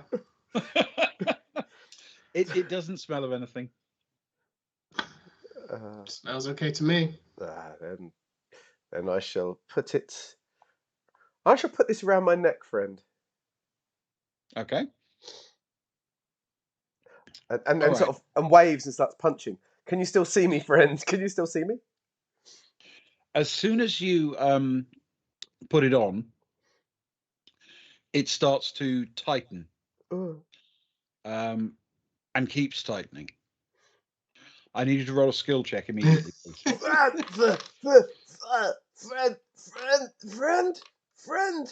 Friend.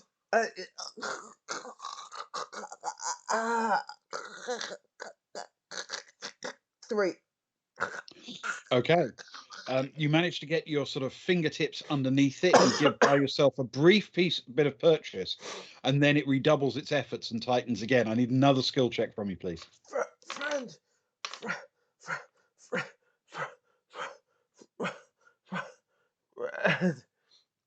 4.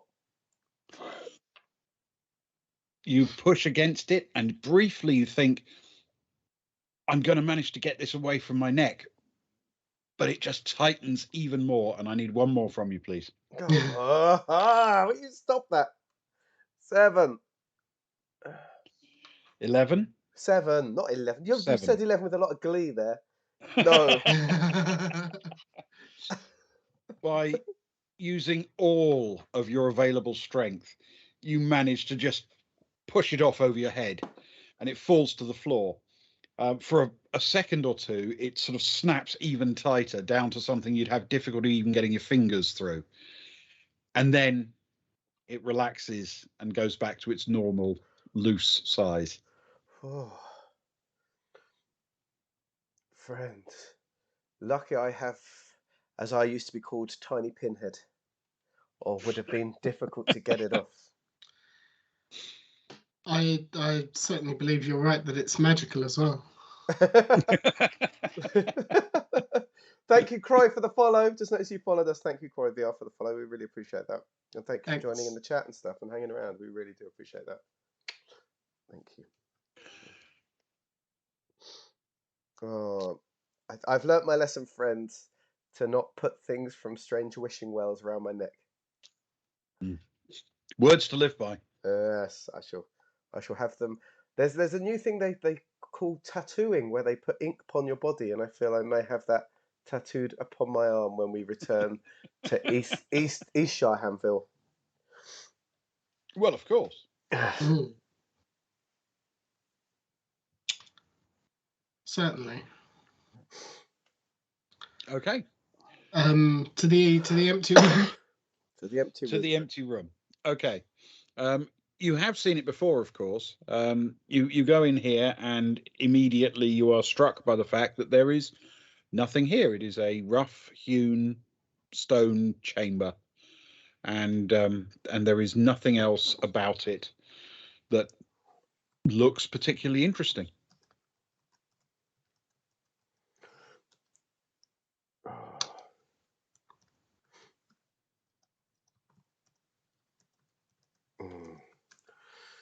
Is there? Why not run your hands over things, friend? If you're so interested in this room, maybe there's a hidden panel or a button or a hook or a thing, friend. I need to take a moment anyway. I need 5 minutes to rest anyway.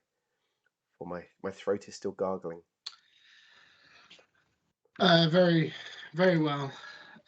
You take your rest. I'll inspect the walls and the corners and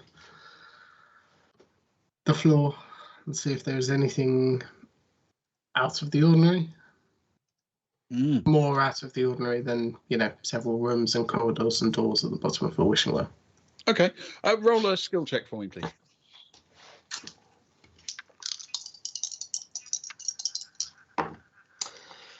That is a 4. Okay. You spend a minute or so sort of carefully examining every corner of the room and every wall and stamping around on the floor. By the time you finished, you're pretty confident there is really nothing that you can find here. It is a completely empty room. However, as you're about to report this back, something starts to happen. Shapes begin to form in the room. You can make out a bookcase that appears along the north wall. A fireplace with a burning fire becomes visible in the center of the east wall. And a tall, lean man is standing by the fireplace looking at you. He slowly sort of fades into view. Along the south wall stands a pedestal, on top of which is a cup of fuming liquid. The man opens his mouth and says, "So, Nandras has some visitors, eh? And what do these intruders want in here?" Nandras, is that yourself? Is that your name? It is my name. It serves as well as any other. Our apologies. We didn't mean to intrude. We were merely, my friend here was taking some rest, and we heard from Thrushbeard that perhaps a crystal key, which we seek, was in this direction. Oh, yes, the key. I have the key. You're the wizard? I would gladly give it to you. But I have a request. What is the request? I require peace, solitude. I find that I share my home here with some rather noisy neighbors. If you could promise me that you would use the key and clear out any noisy, yappy, shouty things that happen to lurk around that area, then I think that would be a fair trade. You wish us to silence whatever is beyond the door. That's exactly right. Now, my my good friend here, my good friend Wim here, is quite adverse to killing things needlessly. That's right. That's what they always say about me. In fact, he's well known for it back home. Peaceful Whim, they used to call me. Peaceful, witchy Wim. Peaceful witchy Whim. Yes.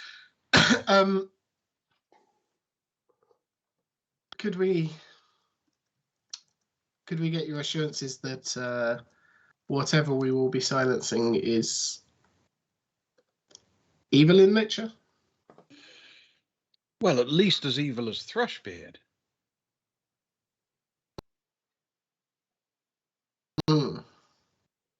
I quite liked Thrushbeard. Then there shouldn't be a problem. Jones, what make you of his offer? Well, as you know, I spent many years hiding out in the dewy evenings in merely my undergarments, avoiding all violence and listening to the witchy voices in my head.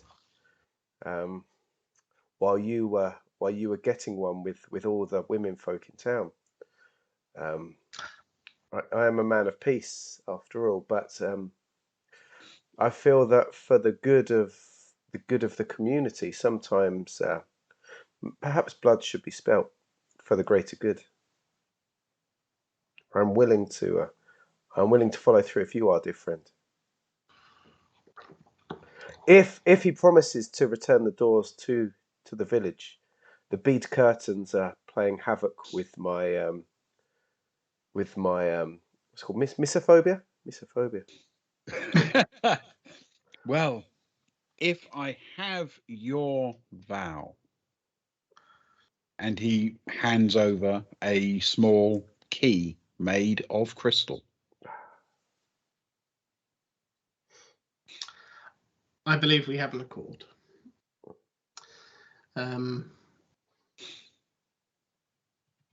What's that steaming vessel over there? Ah, that is a potion of sorts.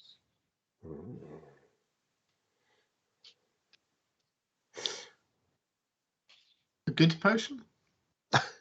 It's a wonderful potion.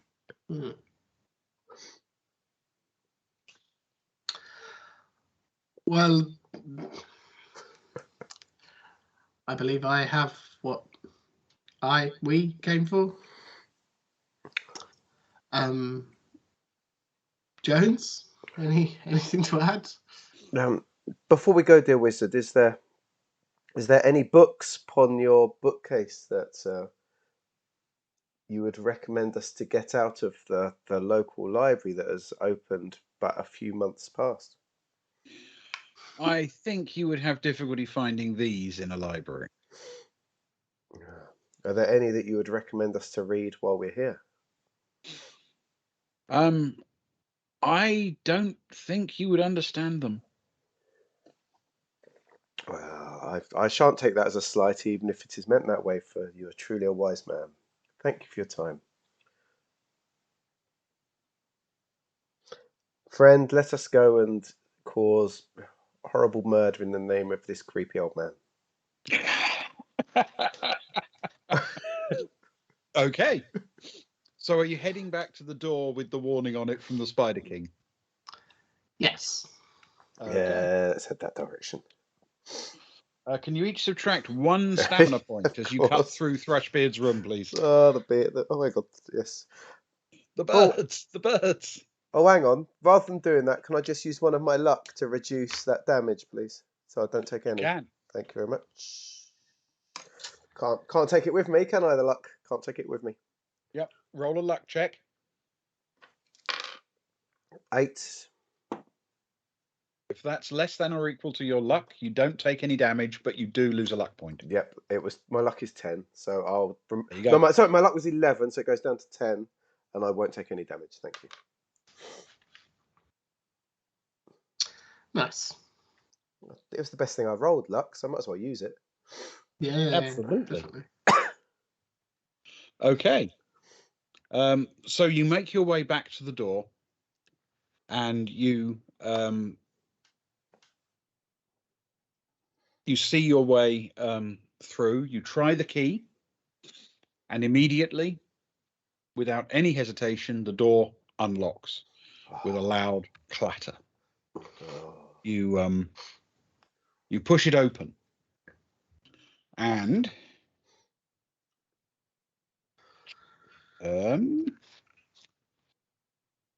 you're in a long closed cavern that you're dug into rock. Let me show you what you can see.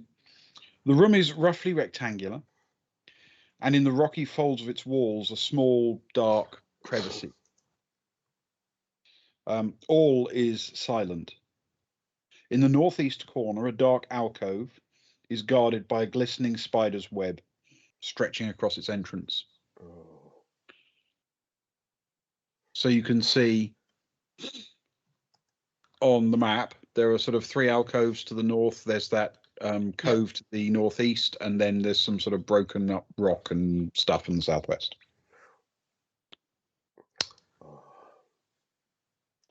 Friend, I feel we are close to this Spider King. His bottomly deposits are around us. I can't help but feel we should investigate the alcove, perhaps. While he does that, can I munch down on some provisions, please, Ben? Absolutely. Restore your stamina to full. I will, thank you. Can guns burn away the webbing? Have a skill check for that. Oh, that's a 9. Oh no. Okay. Just about to say the kind of skill check you don't want to fail. But you're in the you sort of try, but as you wave the torch towards it, you end up getting snagged in the web itself, and thinking better of setting fire to it while you're actually in it. You pause for a moment. You try and pull back a little bit, but it's very, very sticky and it's very tough.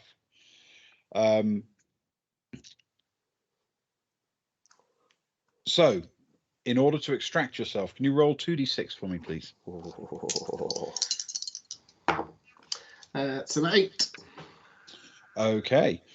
You pull fairly hard against it. You can feel that the flesh is sort of starting to get a bit uncomfortable, and you try and change your angle a bit. Can you roll another 1d6 for me, please?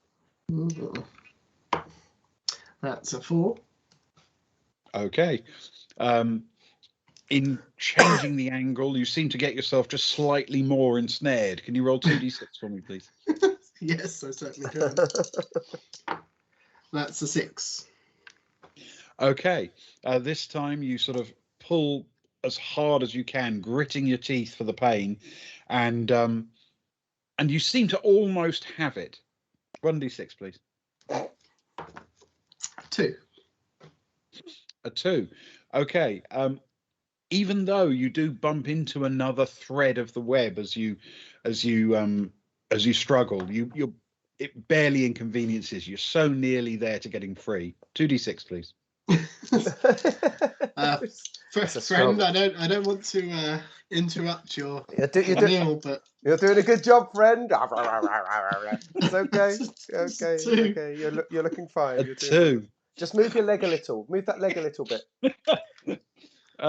Your strength seems to be fading a little bit, and though you're still pulling pretty hard, it's not quite working for you. Fine, Fine, friend. Can I draw a sword and approach while he's struggling? You absolutely can. Yeah. Just stay still, friend. I don't want to remove a hand. No. I saw what you did to Frostbeard. Stay close. Stay close. Don't move. Don't move. For my sword skill is not as great as yours. Mm-hmm. Let me carefully swipe. Okay. You're taking a swing at it.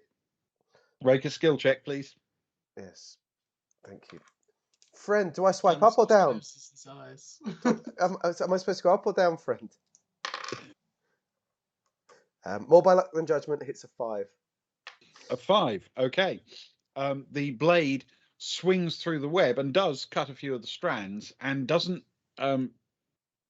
instantly get stuck to it, but it doesn't seem to be the right bit to cut him free. Can I have another 2d6 from you, Ewan? Yeah. That's a 10. Okay. And with a gargantuan final effort, you sort of haul yourself out and fall onto your backside on the ground. With one just slightly useful thing that has come from it. Waggling the torch around in front of it has revealed that the alcove is completely empty. Thank you, friend. I feel like your expert swordsmanship certainly helped. Well, we entered this well together, friend. We shall leave it together, I hope. Like one way or the other. So you have essentially 3 little sort of alcoves to the north and the sort of rock rubble pile to the southwest. Do you have a preference? I do not, friend. We could poke around in the rubble briefly, but do not. But the alcoves look more interesting to me. They certainly do. Let us go together, for I fear there may be dark powers at work in this corner, friend. Let's. Okay, so where are you going to explore?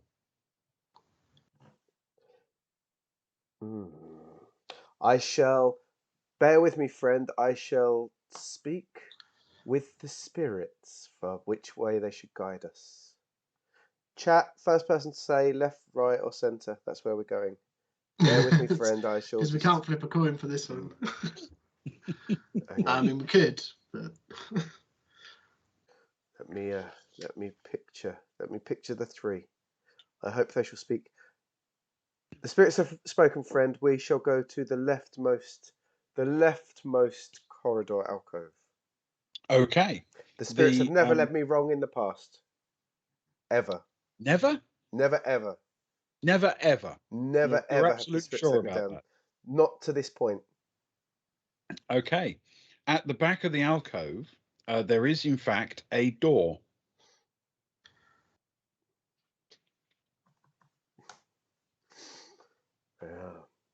Let us take it, friend. I shall go first. I shall lead the way, for you are still covered in the webs. Thank you, friend. Guns says, picking the web. You know, when you get spider web in your face, constantly trying to pick the webs off. Mm-hmm. Until you're picking it like imaginary webs. Yeah. Just stuff that he feels that isn't actually there. I shall follow. Okay. You try to open the door, and it appears to be impossible to open. Is there a lock hole upon it? No. If anything, it looks as if it might be a magical barrier. Oh. Friend, the spirits have led us to a magical door. Perhaps you need to be wearing your magical necklace in order to pass. You say that, friend, with jest. I see where you're going. I have a silver necklace and I have an amulet. I don't know, friend, if either work upon this door. And he pushes them both against the door to see if they do anything at all. Mm-hmm. No, I'm afraid not. Nothing at all. Nothing, friend. They're next to useless unless they wish to kill me.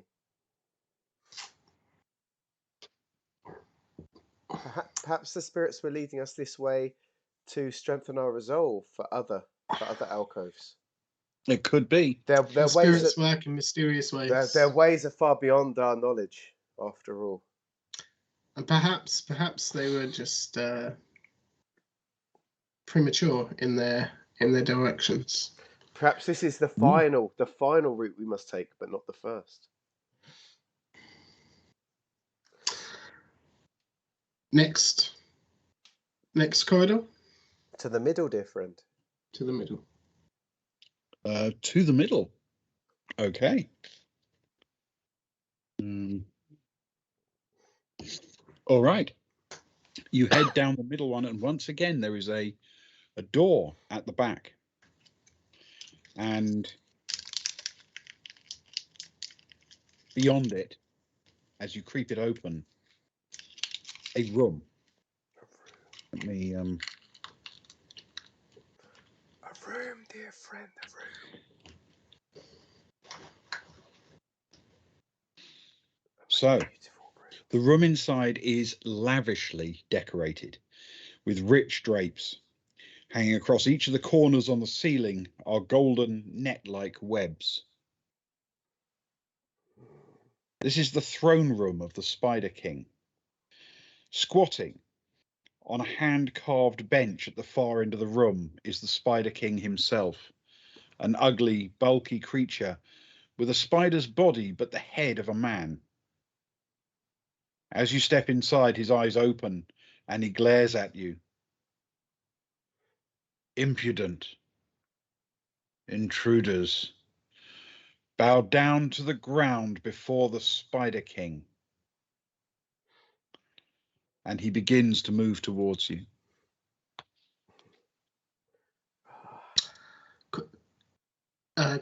Quick friend, give him the gift that we bought.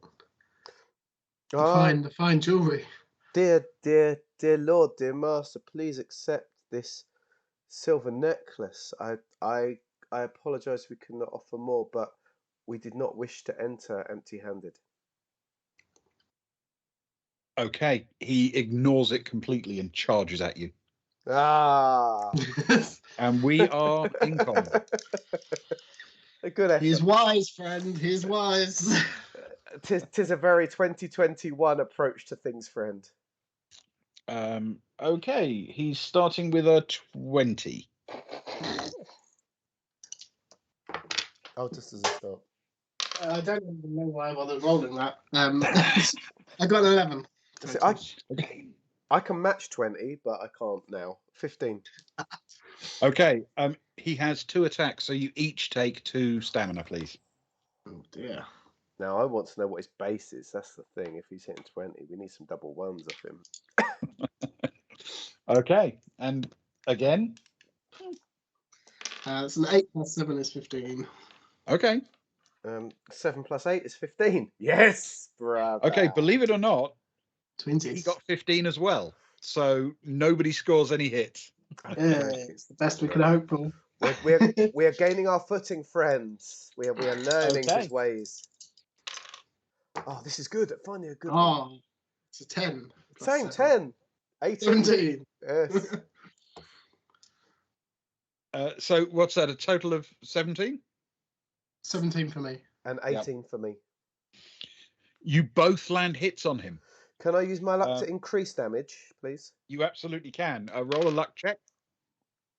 Dub ones. Nice. Superb.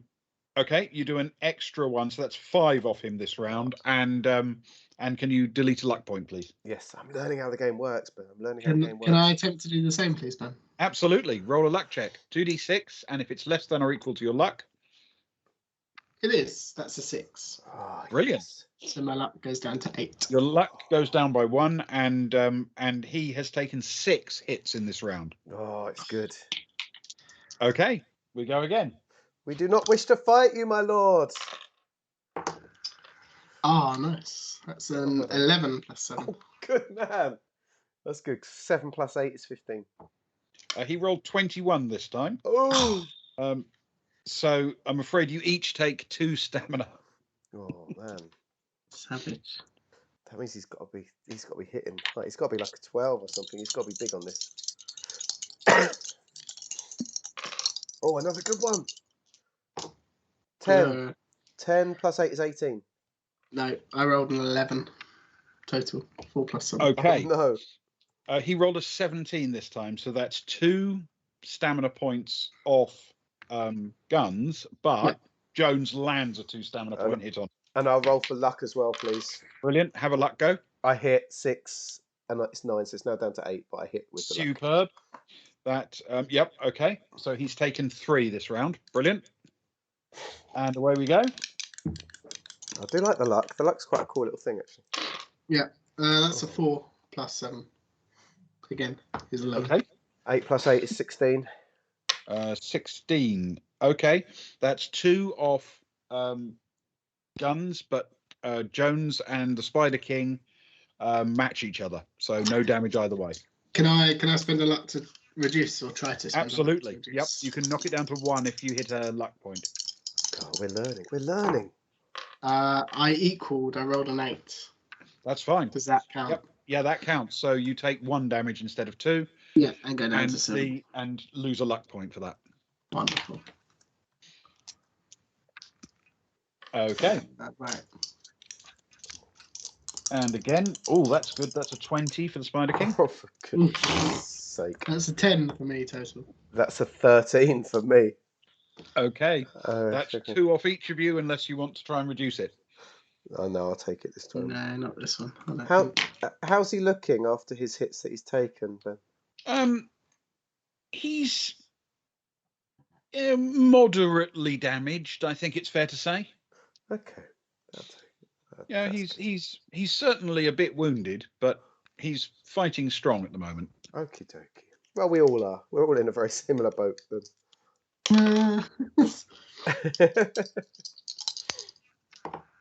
Ooh, wow.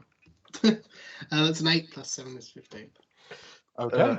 Well, I'm doomed. 8 plus 3 is 11. Okay. I'll just rub 2 off now. This time he's also done a 15, so no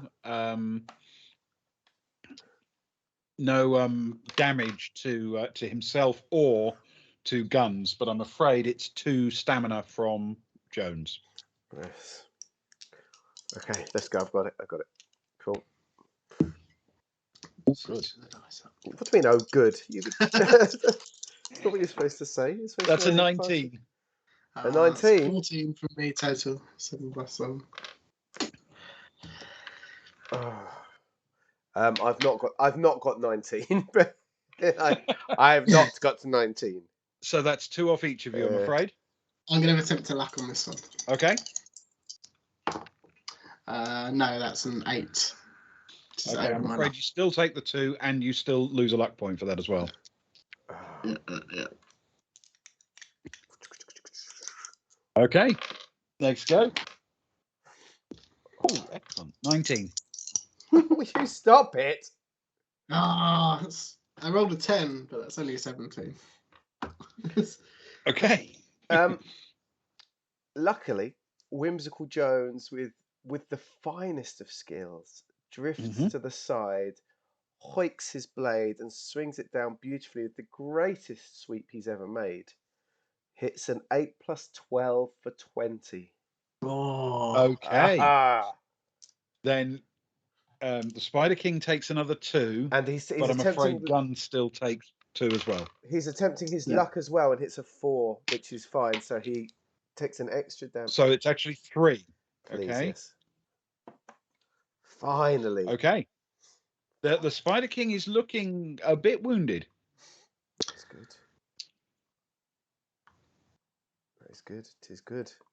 Verily. Ooh, that's not great. Verily good. That's not great. Ben, can I attempt to eat my provisions during combat? You absolutely can. Bear in mind, if you have your provisions, you can go fully up to spec, but then he's going to get a free hit on you, so you'll immediately lose 2 from maximum. Okay, I'll wait it out. Okay. Always go. Oh, Make a roll. Go on. See if you can match my hefty blow. No. I'm afraid this time you rolled a mere 17. It still beats me. But luckily, it matches me. 17. 9 plus 8 is 17. Okay, then Guns takes 2, but Jones is uninjured. Yes. Good parrying, Jones. Okay. Ooh, 15. Oh, this is possible. There's an opportunity for you. That is an opportunity. This time I wish I wouldn't, but I'm gonna eat my rations. Okay. Provisions. On a 15? Mm-hmm. Oh, a ration on a 15? Oh, fair enough. 8 plus 8 is 16. Is 16. Okay. The Spider King takes a hit. You were going to luck point it? Yeah, I'll do one more attempt at a luck point, I think. I failed on that luck point. Okay, you still lose a luck point, but Okay, but I didn't get it. that's just 2 damage, and 2 damage also to 2 damage to the Spider King and 2 damage to Guns. Yeah. So My- you're now Guns is now at his maximum stamina -2. -2. My friend, Okay. my luck is wearing thin, friend. However, the Spider King is not looking at his best. Really not at his best. Press home the advantage, friend. We've got the upper hand. Take your renewed power. And it's starting to have to really prey on his rolls as well. Oh, good. I've hit like my 40th 8 of the night. I rolled a 7 plus 7. Sorry. So 14. Mm. That and you've got a 15, is that right? 8 plus 8 is 16. 16. Okay.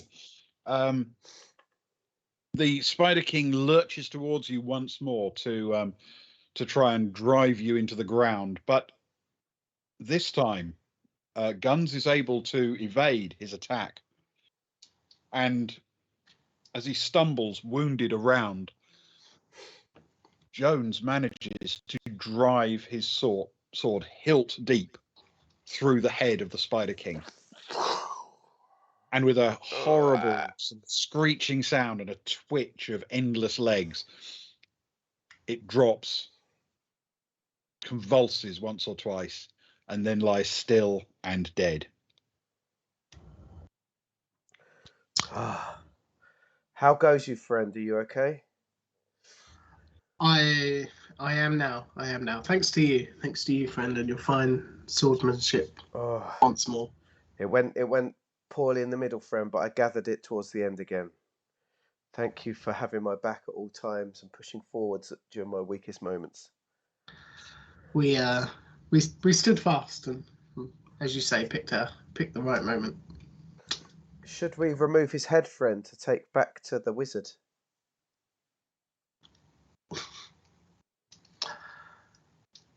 I mean, I feel we would be hard pushed to drag the whole body. Let's do so. It's been a long time since I've removed the head from a body, friend. Though I feel the wizard may already know. Let's just do it for fun then, friend. As you are sort of crouching down over the body, you notice underneath the throne there is a note, a piece of paper tucked in a book, and a little pile of gold pieces.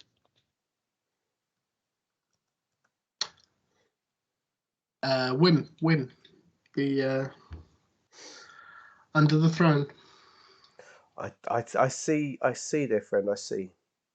And Jones walks forward and pulls it out from under the throne.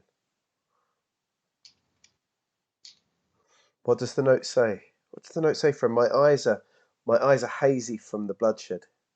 The note says that this is the spell book that will allow you to open the door to the treasure room.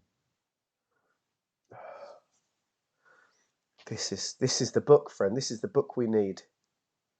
To the room that the spirits told me about. The room of treasures, perchance. Because the spirits know their shit. Yeah, that's what I always thought when I was 7 years old. Friend. Exactly. The little stack of gold turns out to be 18 gold pieces. Shall we split it, friend, as we have always done so far? Tis very kind of you, friend. Oh, Okay. You've earned it as much as me, friend. Your wiles in battle would say otherwise, but I do appreciate Friend, the gold. I would not have stood in this battle if you had not rescued me from the mermaid. That is very true. It really is. So, stumbling out, recovering from your battle, you can head back to the alcove you tried before, where the magical locked door was. And this time, with the book in hand, it is child's play to read out the incantation in the book, exactly where the paper was, like a bookmark. And beyond that room is a really quite modest-sized room, no bigger than the throne room.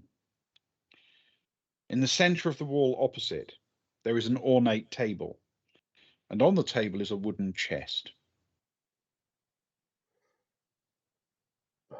Is this the treasure the note spoke of, friend? It must be the treasure. This is the treasure room. Surely the book opened the door. Shall we? Gunn puts his hand on top of the chest, ready to open. Think, friend, if there are riches inside, we can finally have enough money to buy roofs for the houses in our village. Or at least doors. And replace the doors. Replace the doors. It will help in the winters, friend. It certainly will. 3, 2, 1. Open the chest. You open the chest. The chest contains 48 gold pieces and 4 jewels worth 8 gold pieces each. It is indeed the Spider King's main treasure room. And you have successfully found the heart of the wishing well. Well done, guys. We've succeeded. Beautiful. Thanks, Ben. Thank you, Ben. What success. Roofs and doors and food for our friends and family once more, friend. Absolutely. What a magical trip. Thank you, Ben. Thank you. You're very welcome always. Yeah, I hope you enjoyed it, and I hope our viewers enjoyed it as well. It was a fun little one. Just the introductory adventure given in this introductory role-playing game. Very old style, very old fashioned. Yeah, the GGs are coming in. That's all for you, Ben. That's all for you. I don't truthfully think the GM gets GG. Thanks, Pirate. Thanks, Thanks, Spez. You got us through it. Dragging and kicking and screaming to the end point. Yeah, exactly. No, that was very good fun. Yes, thank you. I'm glad you like it. I should point out that actually despite the fact it was pitched as an hour and a half campaign, it took us about 5 hours. 5 hours. And it's worth pointing out that that's despite the fact I cut out 2 encounters, an entire section of them. Oh, really? Everything else was make it possible for it to get us done in 2 goes. Yeah. When the next one says this should be done in 2.5 hours, I'm not going to believe it. We'll just make it a campaign. That's what I was wondering, Spez. The upper right. Yes, yeah. Sparrow. There is actually. I'll tell you what I cut out, because there were a couple of things I deliberately changed so that I could. If you play this adventure yourself, you'll discover that I tweaked a few things when I was planning this, so that I could have a bit more control over how long different bits took. Spoilers alert, by the way. So there are going to be spoilers ahead, but I will cover your ears, but don't log off. We need them averages. Show you everything else that was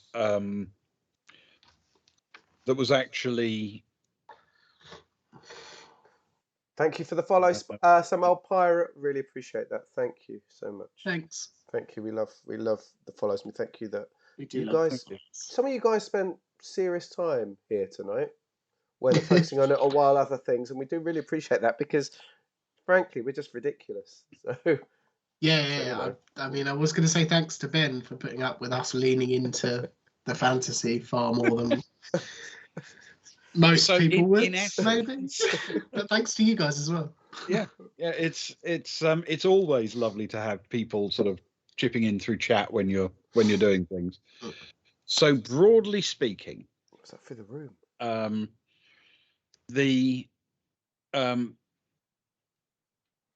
The way the adventure is written, there are 2 more rooms in the top left, and what should have happened is that spell book you actually find in the room at the very top right of that little group above the green dot. Yeah. I cut that out because it's basically a dead end other than that, and there's another monster to fight, but there's nothing really revelatory about it. The bits that I cut out on the top right of the map, From the painted room. there is in the original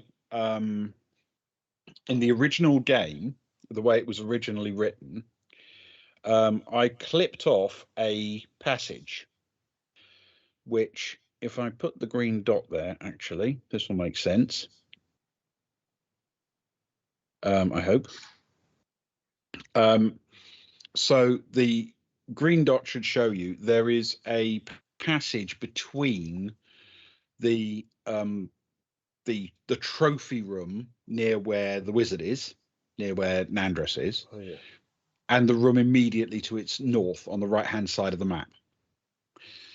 And if you go up there, you find a mummy. And there are 2 ways of getting to that room. So there's a passage that's actually a fixed one with doors and everything where the green dot is.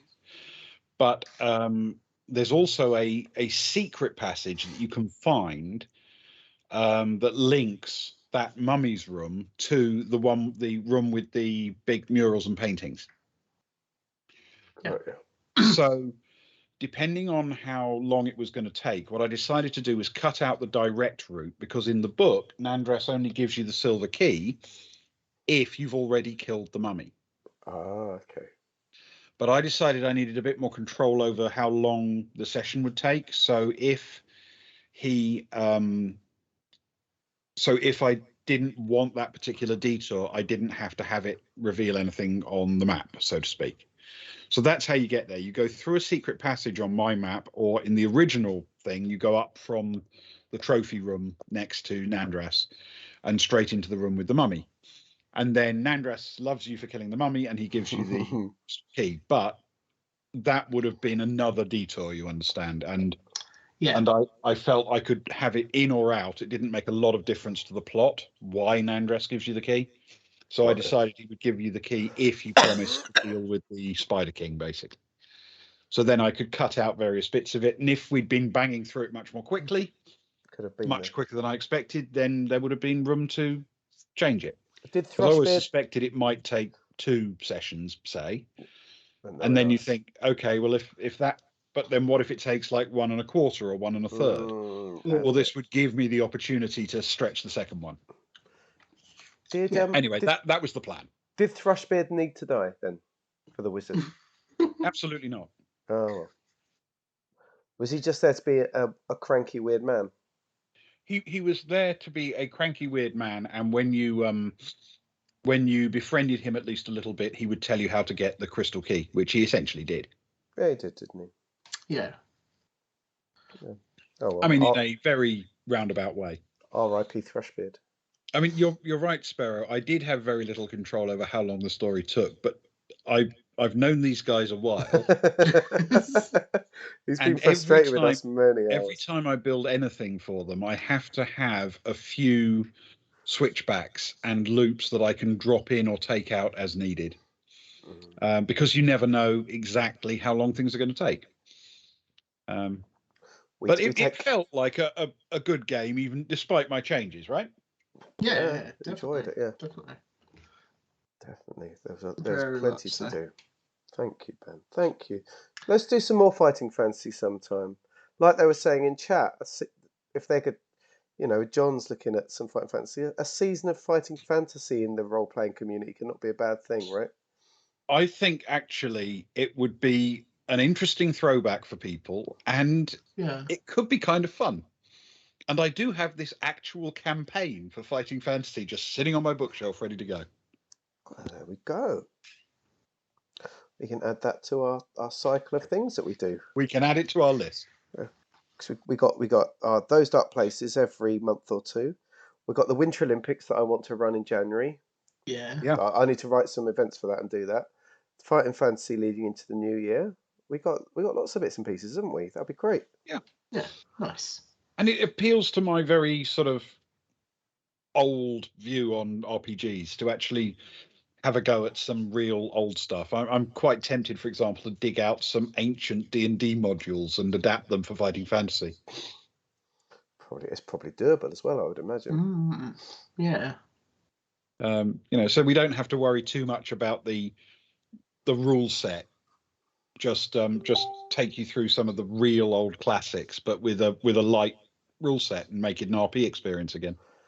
Just the setting and the vibe is enough. Exactly. Is enough for me. I don't need to be buried deep below rule sets, especially for this kind of thing. It's very old-fashioned kind of things, and if you're just doing it as a throwaway, you don't care all that much about character development and those kind of things because you're only bringing in throwaway characters to play a game. Although you say that, our characters and our whole world are quite developed now. They are now, yeah. Yeah. It is a world with a crippling door shortage. Yep. Where, frankly, people with large beards are just randomly murdered. Yes. So, that is the world you built. That's some self-hate for mine and Ewan's part, I think. Mm-hmm. Fear for our futures. Yeah. I feel that said more about you than anything else. Certainly did. Even Ewan wasn't happy about it, but I didn't know if it was a trigger of something. Sparrow was like a demon in my ear saying, "The key could be in his belly. Gut him, cut him open. He's your enemy." I did notice that. Yeah. Well, thank you very much, everyone. Now we've got some Luke plays tomorrow, haven't we? We have. It's part 3 of Until Dawn, the thing that freaks me out and you love. It's upsetting me at the minute. Game. It's all getting creepy now. I love that game more than I love breathing, and the reality is, part of what I love about it is, I love your reaction to it. But my squeals and jumps every now and again. In my no. When they start playing with Ouija boards, and I'm like, no. Stop not looking at the screen anymore. I think that's really super. So we're doing that. And is it next weekend we're messing with our regular schedule, or is it the one after? It's both the next 2 weeks. Okay. So the next 2 Fridays I am unavailable. So next Friday is my cricket dinner, so I'm unavailable for that. That's quite important. And the Friday it's like buckyball but played in regular gravity. Exactly, like old-fashioned buckyball, really. Before all the cool stuff started. Yeah. And then the Friday after that, I am unavailable as well. So what we were thinking about doing, guys, was that Traveller was going to move to Saturdays for the next 2 weeks. Yeah. And then you two were going to be in charge of whatever happened on Friday instead. We'll do something, yeah. We'll work it out. I mean, whatever it is, you'll have plenty of time to announce it on Thursday, put it that way. Brilliant. Yes, because I've got my Hitman on Thursday. So I'll be able to announce it all on Thursday. Brilliant. And obviously we'll put it out over Twitter and things like that, I'm sure. Yeah, and Instagram now, of course, as well. Hang on, now that we're well cool and youthful now, we've got all the things. Boys from the Baltic Star on Instagram. I've managed to post something every day. I'm like well legit on that now. Brilliant. I know. I'm impressed at myself, quite frankly. Yeah, I mean, you just need like an extra 3 cool points, and your kids will talk to you in public.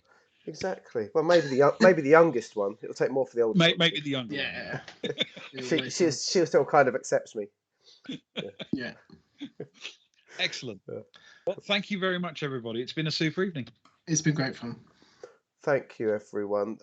We're not going to be able to do a raid tonight because it's quite late. I think we will look to do a raid next week after travel. I think would be quite nice because it's been a couple of weeks without. So that'd be super. Great TikTok. I quite fancy some little TikTok moves to music. We'll do some Traveller based TikTok moves. or the slaying of the beardy man.